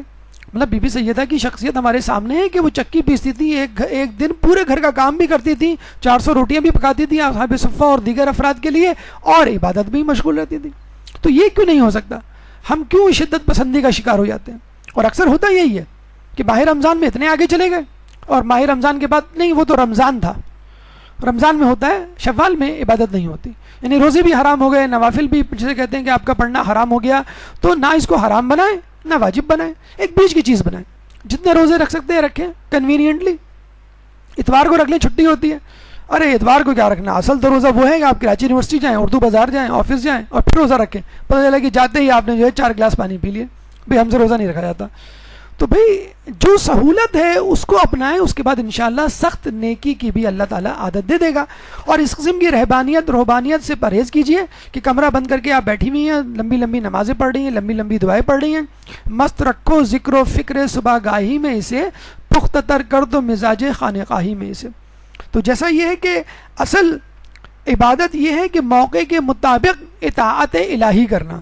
اگر اللہ کہہ رہا ہے کہ اب روزہ نہ رکھو تو نہ رکھو، اگر اللہ کہہ رہا ہے کہ نوافل چھوڑ دو تو چھوڑ دو، اللہ کہہ رہا ہے کہ شوہر کی خدمت کرو، بچوں کی تربیت کرو، تو بس آپ کے لیے وہی روزہ وہی نماز۔ ایک اور چیز جو ہمارے اندر پیدا ہوتا ہے وہ ہے وسوسہ. یہ ایک چیز ایسی ہے کہ جو عموماً تنہا رہنے والوں کو ہوتی ہے. جو تنہا ہو جاتے ہیں لوگوں سے اور کہتے ہیں اب لوگ میرے قابل نہیں, اب دنیا میرے قابل نہیں رہی, اب میں کچھ الگ سی چیز بن گیا ہوں. تو شیطان ایسے لوگوں کو زیادہ وسوسے ڈالتا ہے. کہتے ہیں کہ جب یہ آیت اتری کہ ثم لآتینہم من بین ایدیہم ومن خلفہم وعن ایمانہم وعن شمائلہم ولا تجد اکثرہم شاکرین, کہ دیکھیں شیطان نے کہا تھا میں 4 طریقوں سے انسان پر حملے کروں گا, آگے سے, پیچھے سے, دائیں سے, بائیں سے. تو امام فرماتے ہیں آگے سے حملہ کرنے کا مطلب ہے آگے آنے والی آخرت کو سبق یعنی ہلکا کر دے گا شیطان. پیچھے سے حملہ کرنے کا مطلب ہے انسان کو بخل پہ آمادہ کر دے گا کہ تمہاری اولاد کا کیا ہوگا, تمہارا مال کم ہو جائے گا. اور دائیں سے حملہ کرنے کا مطلب ہے انسان کو شک و شبے میں مبتلا کر دے گا. اور بائیں سے حملہ کرنے کا مطلب ہے اس کو مادی لذات میں مبتلا کر دے گا. شک و شبہ انسان کیسے پیدا کرتا ہے؟ دیکھیں سورہ ناس میں من الوسواس الخناس الذی کا جملہ ہے. وسواس خناس ایک شیطان کا نام تھا کہ جب یہ آیت اتری والذین اذا فعلوا فاحشۃ او ظلموا انفسهم, کہ جب یہ لوگ کوئی برا کام کر بیٹھتے ہیں یا اپنے نفسوں پر ظلم کر لیتے ہیں, ذکر اللہ, اور اللہ کا پھر ذکر کرتے ہیں, فاستغفروا لذنوبہم, اور اس سے استغفار طلب کرتے ہیں اپنے گناہوں کے لیے, ومن یغفر الذنوب الا اللہ, تو کون ہے جو ان کی مغفرت کرے گا گناہوں کی سوائے اللہ کے, ولم یصروا علی ما فعلوا وهم یعلمون, اور وہ اپنے گناہوں پہ اصرار نہیں کرتے تو اللہ ان کو معاف کر دے گا. جب یہ آیت اتری تو شیطان نے پہاڑ پہ جا کے چیخ و پکار واویلا مچانا شروع کر دیا کہ ایک ایسی آیت اتری ہے کہ ہماری تمام محنتیں نکارا جائیں گی, اکارت ہوں گی. تو شیطانوں نے پوچھا اس کے چیلے چاٹوں نے کون سی؟ کہنے لگے مغفرت اور توبہ کی آیت. اب بتاؤ ہم کیا کریں؟ تمام لوگوں نے اپنے اپنے طور پہ مشورہ دیے. ایک شیطان جس کا نام تھا وسواس خناس, اس نے کہا کہ آپ اس کو مجھ پر چھوڑ دیں, میں لوگوں کو آرزوؤں میں, وعدوں میں مبتلا کروں گا, گناہوں میں مبتلا کروں گا, اور پھر ان سے توبہ کو بھلوا دوں گا. جو توبہ کا بھلوا دینا ہے یہ ہے وسواس خناس کا کام. پہلے آرزوؤں اور وعدوں میں مبتلا کرنا, لالچ میں مبتلا کرنا, گناہ میں مبتلا کرنا, اس امید پہ گناہ کرنا کہ میں توبہ کر لوں گا, پھر گناہوں کو بھی بھلا دینا. حتیٰ کہ حالانکہ یہ کہا گیا ہے کہ گناہ 7 گھنٹے تک نہیں لکھا جاتا, اس فرشتے کو نہیں پتہ چلتا کہ جو گناہ لکھنے پہ بیٹھا ہوا ہے. اتنا آپ کو موقع دیا گیا ہے توبہ کا, لیکن کیا یہ شیطان وسواس خناس آپ کو توبہ بلوا دیتا ہے. وَأَيَّدَهُمْ بِرُوحٍ مِّنْهُ کے بارے میں احادیث میں آیا ہے کہ اللہ تعالیٰ اپنی روح کے ذریعے مدد کرتا ہے. جب پوچھا گیا اللہ تعالیٰ روح کے ذریعے کیسے مدد کرتا ہے تو رسول فرماتے ہیں ہر مومن کے دل میں 2 کان ہوتے ہیں, ایک میں فرشتہ پھونکتا ہے, دوسرے میں شیطان. یعنی ایک میں تائید الہی ہوتی ہے اور ایک میں شیطان کی طرف رغبت. اب انسان اگر اس کا نفس کمزور ہے اور اس کی نیت میں فطور ہے تو وہ شیطان کی باتوں میں آ جائے گا, اور اگر وہ نیک نیت ہے اور اپنے کام کو, نیکی کو کرنا چاہتا ہے تو وہ فرشتے کی بات سن لے گا.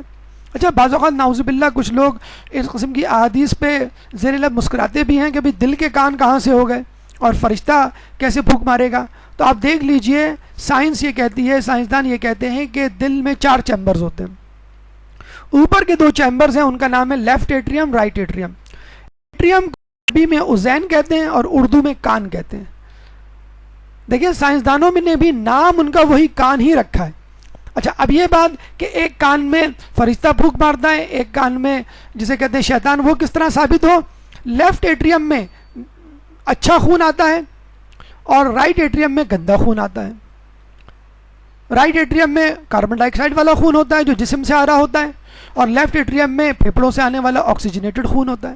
یہ آکسیجنیٹڈ خون باڈی کو پمپ کیا جاتا ہے اور رائٹ ایٹریم والا بلڈ جو ہے وہ پھیپھڑوں کو دے دیا جاتا ہے. تو آپ کے دل میں شک آ جائے آپ پھیپھڑوں کو دے دیجئے, یعنی فرشتوں کے حوالے کر دیجئے, بھئی اللہ کی طرف لے جاؤ, اس میں آکسیجن ڈال دو, اس میں جو ہے فیصلہ کر کے مجھے بتا دو کہ یہ کیا صحیح ہے کیا غلط ہے. اور جب وہ اس بات کو اللہ کی طرف سے لے آئیں, یعنی پھیپھڑوں کی طرف سے لے آئیں فرشتے آپ کی طرف,